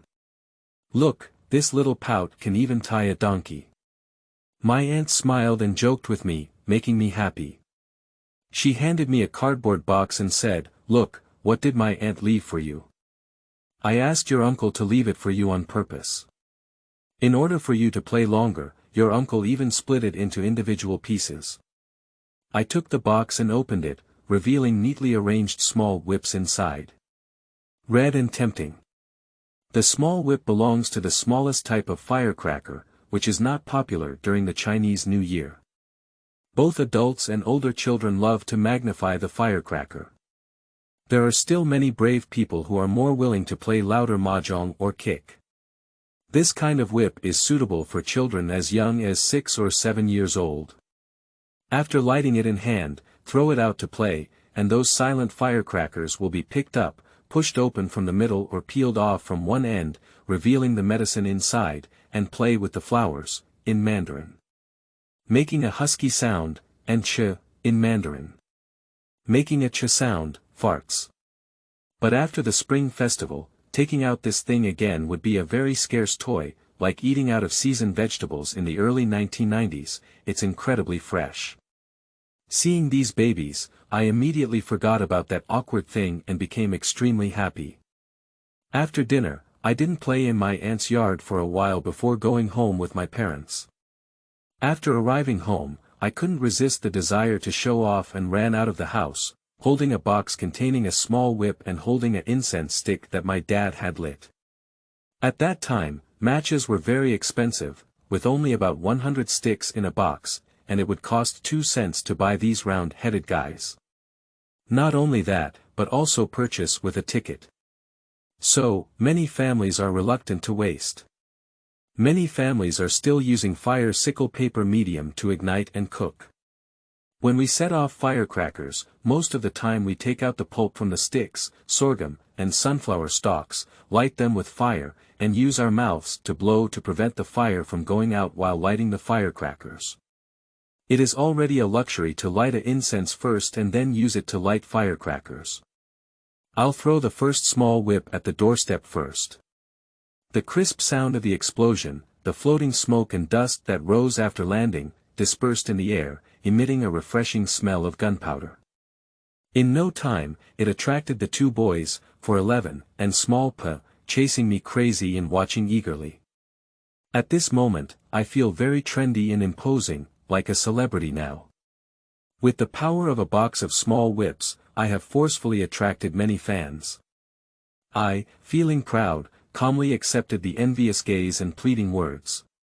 Whenever I saw someone who liked me, I would give them a reward. If I saw someone who didn't like me, I had no intention of playing. At that moment, I was like the king of children in the village. Just as I was proudly shouting and cheering, Black San, who was feeling uncomfortable and idle, came over.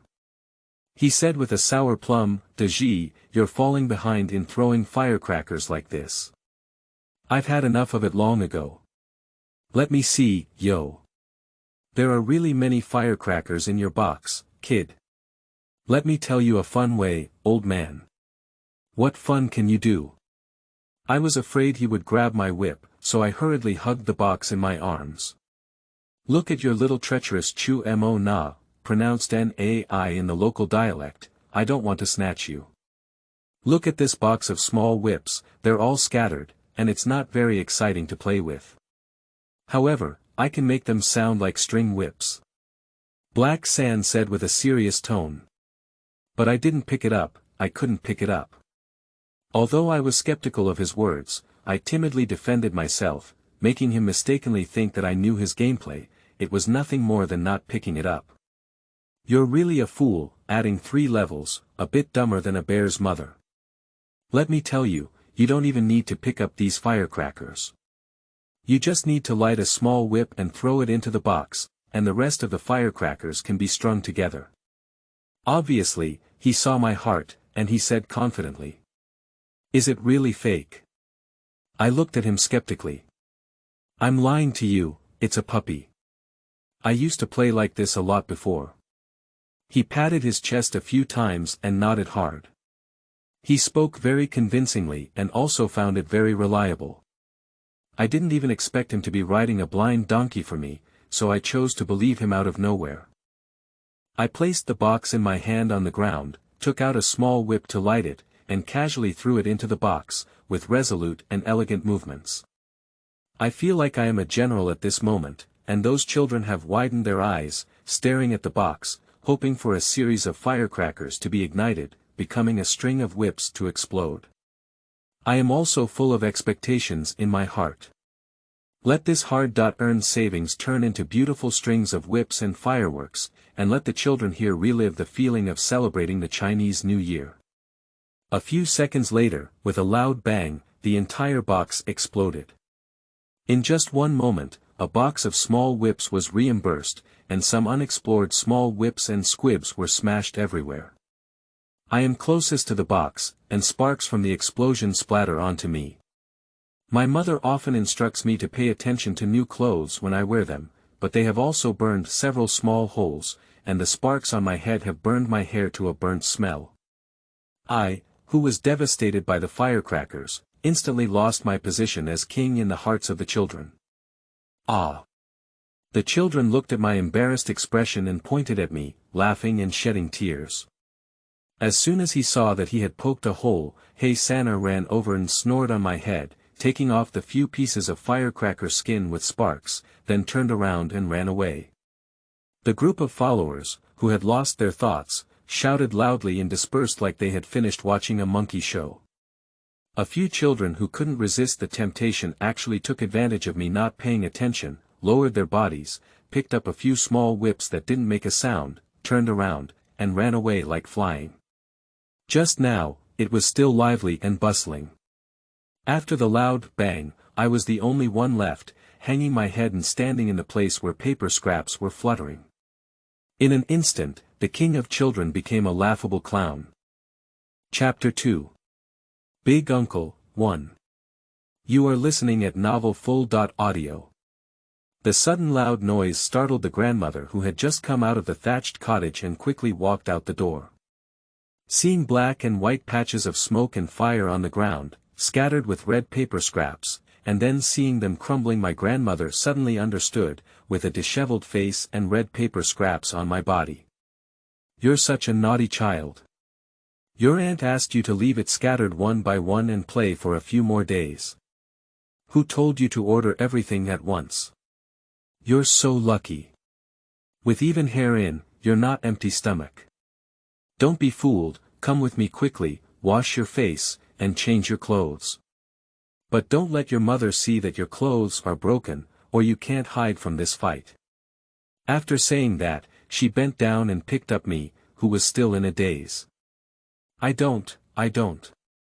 As I was about to cry and regret, I was already scared to death. Seeing my grandmother, it seemed like she had suffered a lot of injustice and had found a way to vent my anger. Crying and wriggling desperately, she broke free from her embrace. Leaving my grandmother's embrace, I quickly cleaned the battlefield, picked up those small whips that didn't make a sound or hit, and put them in my pocket. Although there isn't much left, it's also a rare treasure for me. You child. Grandma shook her head and bent down to pick me up again. Oh my God, where did you go to dig coal and burn charcoal? Why did you make yourself look like a black-faced baogong? The aunt who walked out of the room was taken aback when she saw me, and then burst into laughter. Shoo, keep your voice down. If your sister-in-law finds out, she should be scolded again. Upon hearing the reminder, the sister-in-law swallowed her laughter and stuck out her tongue. Auntie hugged me. I wiped my nose with my arm and spread my arms on my grandmother's back, leaning back to play coquettish with my aunt. Okay. Hug my big nephew. Oh, it's really heavy, it's grown again. In 2 more years, Auntie won't be able to hold her anymore.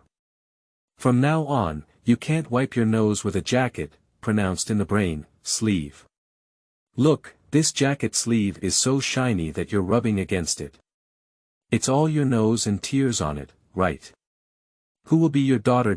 Law after all this, said Auntie, taking me from Grandma's back. Auntie looks very similar to Grandma, with a round face, short hair that is ear length, and smiling eyes. Tell Auntie, what do you want for fun? I want my uncle's 5-star and red collar badge, as well as his backpack and belt, and what else is there? And his military uniform. You ghost spirit, your appetite is not small. Let me tell you, your uncle's army has regulations that prohibit these things from being thrown or given to people. How about I draw you a watch? At that time, watches, also known as wristwatches, were a daunting luxury item that not everyone could buy or wear. Whether it's expensive or not, you still need to rely on tickets to purchase. Otherwise, no matter how much money you have, you won't be able to buy it. Therefore, most of us children like to have adults draw a watch on our arms and pretend to look at the time in front of the children, in order to gain spiritual satisfaction. These watches can not only be drawn in any shape, but can also be drawn in multiple ways, with both arms drawn simultaneously. The time drawn on the watch is mostly between 3.15 and 3.25. This time period may be relatively easier to draw. After drawing the dial, a watch strap is also drawn around the wrist, as if wearing a real watch. I don't want to break my watch, I want the red 5 stars. Grandma. I want it. I slipped out of my aunt's arms, stood there with pouted lips, twisted my body, and swung my arm. In that era, soldiers were particularly respected. Regardless of family conditions, military personnel can obtain satisfactory marriages, and young women take pride in marrying military personnel. Wherever they go, they can feel the envy of people. People love the people's army from the bottom of their hearts, and the army is the true soldiers of the people. Love your house and love your dog. Green military uniforms, green military hats, military coats, military shoulder bags, red 5-star decorations, and red collars are all the favorites of us children. Owning a military item is our dream. The outfit that a few of us have been dreaming of is wearing a genuine military cap with a 5-pointed star on our head. If we wear a fitted military uniform, it would be handsome and cool, in current terms. But not everyone can have a green military cap. Seeing the 5-pointed star on my uncle's head, I naturally had the idea of owning it for myself. You go talk to his uncle, his nephew wants it, and their troops can't be so stubborn. Grandma couldn't resist me making excuses. Mom, are you going or not? If you don't go, I'll tell you. I don't believe it anymore. Their troops are not old-nosed yet. He dares to refute me, the old lady, for this. Okay. I'll go talk, I'll talk. I'm such a confused mother. I really have no choice but to deal with you. You two mothers, a pair of living ancestors. Hee hee. Oh. I have the red 5 stars. What are you laughing at? You're crying and laughing, pooping and bubbling. You're not shy. Auntie is not shy. Yeah. I pressed my 2 thumbs against my temples, opened my 4 fingers upwards, shouted loudly, and made a funny face while grinning. 2. As expected by my aunt, all of my requests were rejected by her husband. Originally, the troops were afraid that bad people would obtain these items and turn them over as fake, so these types of items are under control. Even if they are damaged, they must be handed over in order to receive new ones. Can Auntie give you a small mirror? Auntie looked at me with a face full of displeasure and tears swirling around her eyes. She took out a small mirror from her pocket and said, "Look, what a beautiful little mirror. There is also a beautiful landscape painting on the back. Can Auntie take you to play with me?" "No, I don't want this damn thing." worn thing. With it, not only can you use it to shine on your face whether it's dirty or not. You can also shine the light and shadow of the sun on the walls and floors in the shade under the sun. Look, just shake the small mirror and you can change the position of the light and shadow, let other children chase and touch it. It's so fun. When I was young, I didn't even want to play. This is something that little girls love to play with, I don't want it. I just want my uncle's 5-star and red collar badge, as well as a green bag, military shoulder bag, embroidered with red 5-stars in his belt. With that, he snatched the small mirror from my aunt's hand and threw it onto the ground. With a loud bang, the small mirror became torn apart. Why are you such an immature child? Are you grinding your aunt again? I see you're itching for your skin.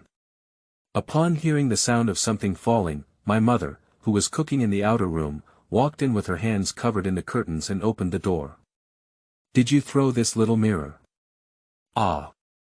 This little kid is just messing around with things, is that okay? You're so used to it. I see you can't do it. If you keep getting used to it like this, it's time to go inside and expose the tiles. She said, then stormed into the room and grabbed me with a fit of anger. Milk. Seeing my mother blushing with anger and rushing in like a lion, I was so scared that I quickly approached my grandmother. As he plunged into her arms seeking shelter, he secretly glanced at my mother and muttered softly, "I want 5 stars, I want 5 stars." Why is this child becoming less and less talkative about meat? The older he gets, the less sensible he becomes. Big sister, don't pay attention to him. This child is just crazy. The more people there are, the more shameful he becomes. My mother rushed over and reached out to pull me out of my grandmother's arms. What do you want to do? Ah. Do you want to hit my grandson in front of me? Do you still have me in your eyes? If you want to hit me first. You're the only one who understands. Look at how you can handle it all. You can't even give me a broken 5-star, what's the big deal? Those useless things are just for you, we don't want them anymore. In the future, we don't care if he's called uncle. Seeing my grandmother stand up for me, my courage suddenly increased a lot. I stuffed my hand into my grandmother's shirt to touch my mother, in the local dialect. The term for breasts in the Sanha region. You're already a 6-year-old kid, and you still touch your grandmother's mother all day.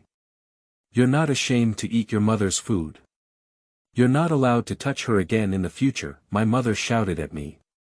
I'll touch it, I'll eat it. It's my grandmother, not your grandmother. I exclaimed confidently. That's right. We'll just touch it, can you manage it? Grandma clearly stood on my side, helping me speak. Mom, he's ambitious. You can't get used to him like this. If he keeps like this, he still looks big, my mom said to her grandmother. Old son and grandson, old lady's lifeblood and heartthrob, who can't be used to him. You can't be used to him anymore. If you can be used to him, is there anything else you can do? If you ask, who doesn't favor the old son and grandson? Don't even talk about me. When you have a grandson, I see you'll be in more pain than me. Grandma said proudly. The elderly naturally follow traditional customs and consider spoiling their grandchildren as happiness. Mom, you just get used to him. My mom said bitterly as she looked at me with no hope of catching him. I'm used to it, what are you doing? This child isn't full of troubles yet. Oh, growing up here is for you to practice and play. That's true. Humph. I see you dare to take action. What should you do? Grandma didn't show any face to my mother and started to drive people out. Got it. Your grandson, get used to it. I don't care about it anymore. My mother slapped me and gave me a threatening glare. Humph. If you dare to hit me, I'll tell my grandmother to go and let her hit you. As I saw my grandmother stand up for me, I suddenly had the courage to make a face at my mother. That's right. If she dares to hit you, tell your grandma and grandpa and let them hit her. Grandma agreed with me and said, but grandma told you, in the future, you can't be as naughty as you are today. What if you break your eyes? Okay. You wait. Dejito, I'll see you when your grandmother is not at home. At this moment, my mother had no choice but to leave this harsh sentence and turned around to cook. Don't be afraid, grandma will take you wherever you go in the future. Jito, don't cry, go get your uncle's hat, grandma will make one for you with a red cloth according to the appearance. I don't believe this evil anymore, he is better than us. Come, nephew buddy, come over. My uncle will tell you stories and teach you some amazing skills. The uncle, who was chatting with my father, quickly came over to greet me. I lowered my head, twisted the corners of my clothes with my hands, and stood in place, unwilling to go over. My uncle walked over with a smile, picked me up, and raised his middle finger to scrape my nose. Let me see, this little pouted mouth is even longer than a pig's nose. Well, why don't I give you the armed belt? Big brother.in.law, this won't work. Don't make mistakes just because he's a child. He's just making a fork, in Mandarin, not good, it'll pass in a while. It's okay, big brother. This armed belt is not within the control range. Come on, uncle, tie it for you.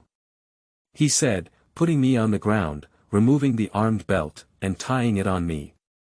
Although the armband can be adjusted according to my waist circumference, I was too small and only reluctantly fastened it when it was almost folded in half. Despite this, the thick circle was only barely carried around the waist, with the buckle part falling downwards. When walking, it needs to be carried by hand like a civil servant's headband on a stage, otherwise it will droop below the belly. Hey! Look at my big nephew, now it's like eating official food, referring to people working in government departments. Everyone laughed back and forth when they saw my comical appearance. My mother lifted the door curtain and couldn't help but burst out laughing, and I followed suit with a silly laugh. Seeing me burst into tears and turn into a smile, my uncle regained his energy and said, "Come on, I'll teach you how to make a slingshot. It's so fun." He then folded a piece of paper into a strip of paper about 3 mm wide and 10 mm long, and asked for a leather case for braiding for my aunt. He used his left thumb and index finger to support it. Then, fold the note in half, clamp the leather cover in front of it, hold the end of the note with your right hand, pull it back, and when the leather cover tightens, release it suddenly. The note flew out with a swoop and hit the wall in front. You can't do this. The Jigang is so big, how can he play well? What if he breaks into his hands? Well, your aunt is also right. Alright. Then I'll teach you the paper rocket, which is similar to this finger slingshot. After speaking, the uncle brought 232 sheets of paper and said, "You learn from me. First fold the upper right corner down, pay attention to aligning the edges and corners." That's right, that's right. Let's proceed with the second step. Fold the lower right corner up, pay attention to aligning the edges and corners, and overlap them together. Then fold one side of the paper along the center line, and fold the other side after finishing. Then fold it from top to bottom, wrap the folded part with paper. That's right. That's really smart. Under the guidance of my uncle, I used scissors to cut about 1/3 of the cut along the pointed direction at a distance of about 3 centimeters from the tip. Then, I folded the lower part of the cut again, forming a cluster of arrows. Uncle, how can I play with this? It's simple. You can use your left thumb to pinch the leather sleeve, hook it with this notch, and your right hand to pinch the tail of the paper rocket. Stretch and tighten the leather sleeve, release it, and the rocket can fly out. It can also be launched like a slingshot, which is more fun than launching paper strips. Big Uncle, 2. You are listening at novelfull.audio. You can't teach Deji something that's both safe and fun. Come on, big nephew, Auntie teaches you how to shoot. As she spoke, Auntie stood up and found a few sorghum stalks from outside the house. Go inside and bring the kitchen knife to Auntie. I really like the kitchen knife at home. It's red and shiny, and it hasn't cracked for many years. Grandma once said that the handle of the kitchen knife is made from the old jujube wood cart at home. During leisure time, those craftsmen carry a simple rotary bed with them and walk through the streets, or go to the town market to spin rolling pins, spindles, hammers, garlic hammers, etc. for people. He learned that my family was preparing a kitchen knife handle, so he scraped the skin of an old jujube wood that was the thickness of a duck egg, cut it into small pieces according to the size of the knife handle, and fixed it on the small rotating bed fixture. He continuously stepped on the pedal with his feet. The wood rotates rapidly between the two thimbles, and the sawdust flutters wherever the rotary knife reaches. In no time, a delicate and smooth handle was presented to everyone. Then, use a wooden drill to drill a hole in the middle of the handle for installing the blade. My second uncle told me a small story about the work of the rotary knife handle. Before the 1960s, there was a small workshop for the rotary knife handle in the countryside. After completing 3 years of study, my disciple also ran a small workshop for the rotary knife handle when he returned home.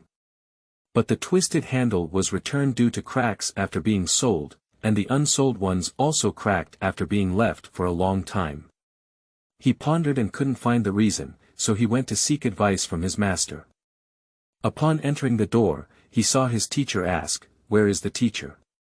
The teacher replied, "In the cooking room." His teacher's words made him wake up like a dream. After returning home, he put the twisted handle of the knife into the pot to cook, and the handle no longer cracked. While I was daydreaming, I went into the house to get a knife. When I brought the kitchen knife, my aunt had already brought several sorghum poles and a wooden board from outside. Select a thick and long section, cut it open with a knife above the scar, and then cut off the sorghum stem at the bottom of this section, peeling off the skin bit by bit.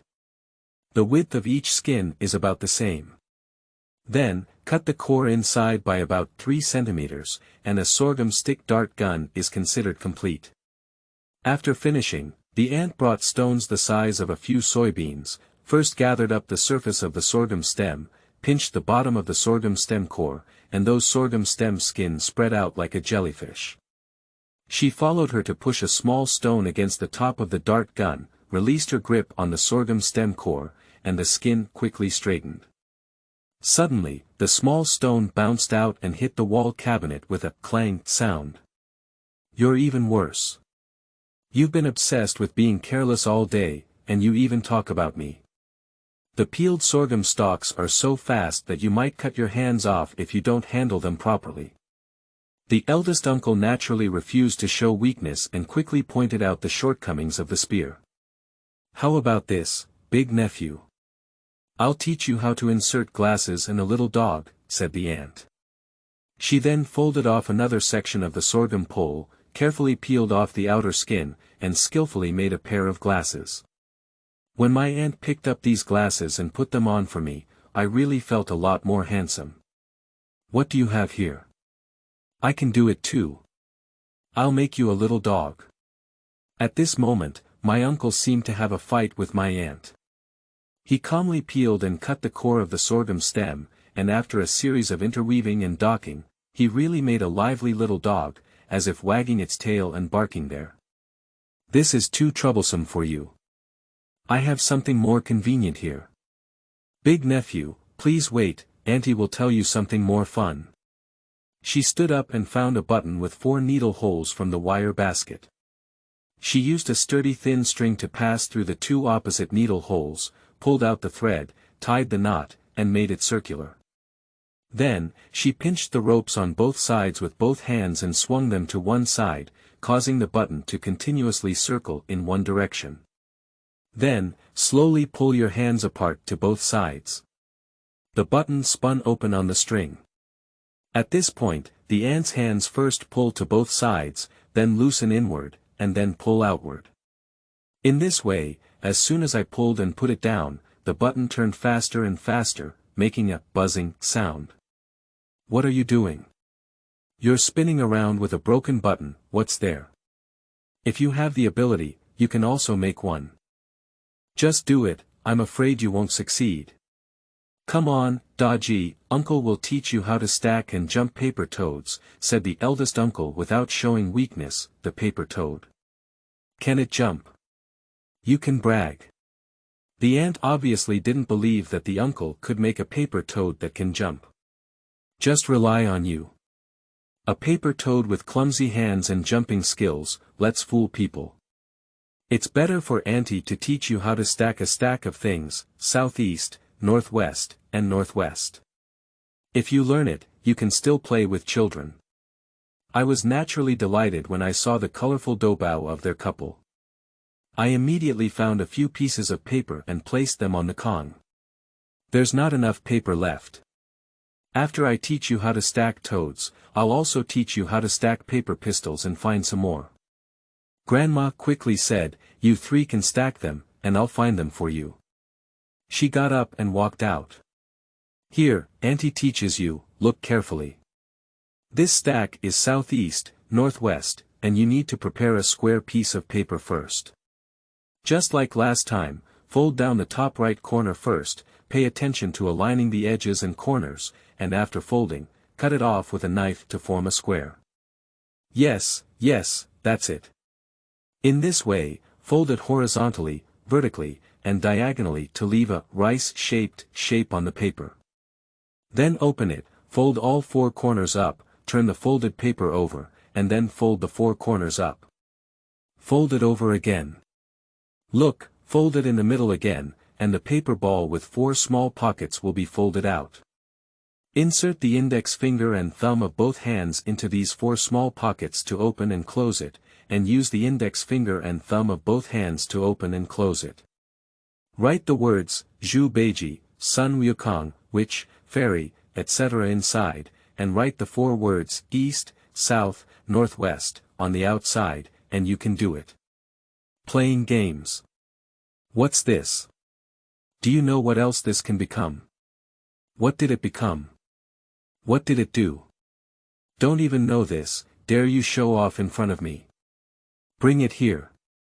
The uncle reached out and took the stretched southeast, northwest from his aunt's hand, restoring it to its original state before it was stretched out, and magically folded it into a fox's head. Auntie, teach me quickly, I'll learn. I'll learn. I was stunned by Auntie's magical technique and shouted, bouncing and jumping. Don't worry. Look. Uncle folded two identical things again. Isn't it the same? What's there to show off? Auntie refused to admit defeat. Don't talk if you don't understand. Let's watch you. Uncle picked up two, inserted the two rectangular sockets together, and then picked up the one that squeezed out the mouth. The two pointed ears were pieced together, and the other end of the rectangle was also folded. I pulled out two pieces of paper, the shorter one stuck in my mouth, and the longer one rolled up to make it curl up and stick it to my tail. I drew my eyes with a pen, dyed my tongue red, and a beautiful little dog appeared. How about that? I'll take it from you. How about you and your nephew learn from me? After finishing, the eldest uncle teased her. You're stinky. It's not like I made you wake up from boredom by folding, southeast, northwest. I'll ignore you, and I'll cook with my sister. Law. Who's like you? You eat for free all day. My sister. Law saw that I was attracted by my sister. Law and turned around to leave. We ignore her, but she's even more stubborn than me. If we don't understand, we pretend to understand. We don't learn from her. Uncle teaches you how to stack and jump toads, said Uncle, folding the two corners above a piece of paper in the middle. I followed my uncle carefully, and after a while, a white frog appeared. The big uncle flipped the frog over, drew patterns on its eyes, nostrils, and body, and pressed the frog's buttocks with his hand. The frog really jumped up. It's really fun, really fun. Seeing the handmade paper frog successfully jumping, I couldn't help but clap my hands and jump. Let's close the stall, let's eat. Seeing that we had come to an end, my aunt and my mother promptly stopped me and my uncle's next plan. Okay. After dinner, I'll teach you how to stack paper pistols. I see you, it's just that a dog can't hold 2 tails of butter in its belly. When the fur you shake off is dry and your claws are clean, you'll be pulled down, the aunt joked. I have 2 young, you don't even have 1 or 2, how dare you make fun of me? My uncle naturally couldn't accept it and retorted. I see you. Let's teach my nephew how to stack a paper pistol first. After you finish drinking, you'll be at ease. It's hard to find where the north is. Okay, I'll teach you now. Big nephew, follow me to learn. After speaking, Uncle picked up a piece of paper, folded it in half, then opened it, folded the left and right sides one by one, then folded it in half, and then folded it back together to make it a long strip, and folded it in half. Quickly, all the components were ready. After the uncle assembled them, he used chopsticks to spread out the reserved part for inserting the gun barrel, and then inserted the prepared gun barrel into it. Then, he fixed the components in place and fixed the small origami block in the opposite direction at the front end of the gun barrel. This small origami block is the crosshair. If we add a bullet clip made of 3 origami blocks in the front and lengthen the barrel, we can make a submachine gun, said Uncle proudly. Cut. That's all you can do. Auntie still felt a bit dissatisfied. As soon as we finished the battle, the food was served. Recently, I have become obsessed with a way of eating. Chewing the food in large bites and making exaggerated click click click sounds in my mouth. I think this can indicate that I ate happily and satisfied. At the same time, I also believe that smacking your mouth while eating is not only a pleasure, but also a way to make your food more delicious. Unexpectedly, in the eyes of others, stuttering while eating is a harsh noise that not only lacks tutoring, but is also unbearable. Making such a sound is a selfish and uncivilized expression. As soon as I finished my meal, my dad told me about the customs at the table. The ancients emphasized not speaking when eating and not speaking when sleeping. When eating, although it may not be possible to not make a sound at all, apart from normal speech, people still eat quietly. Especially when chewing food, chew slowly and try not to make any noise. This makes you very sensible.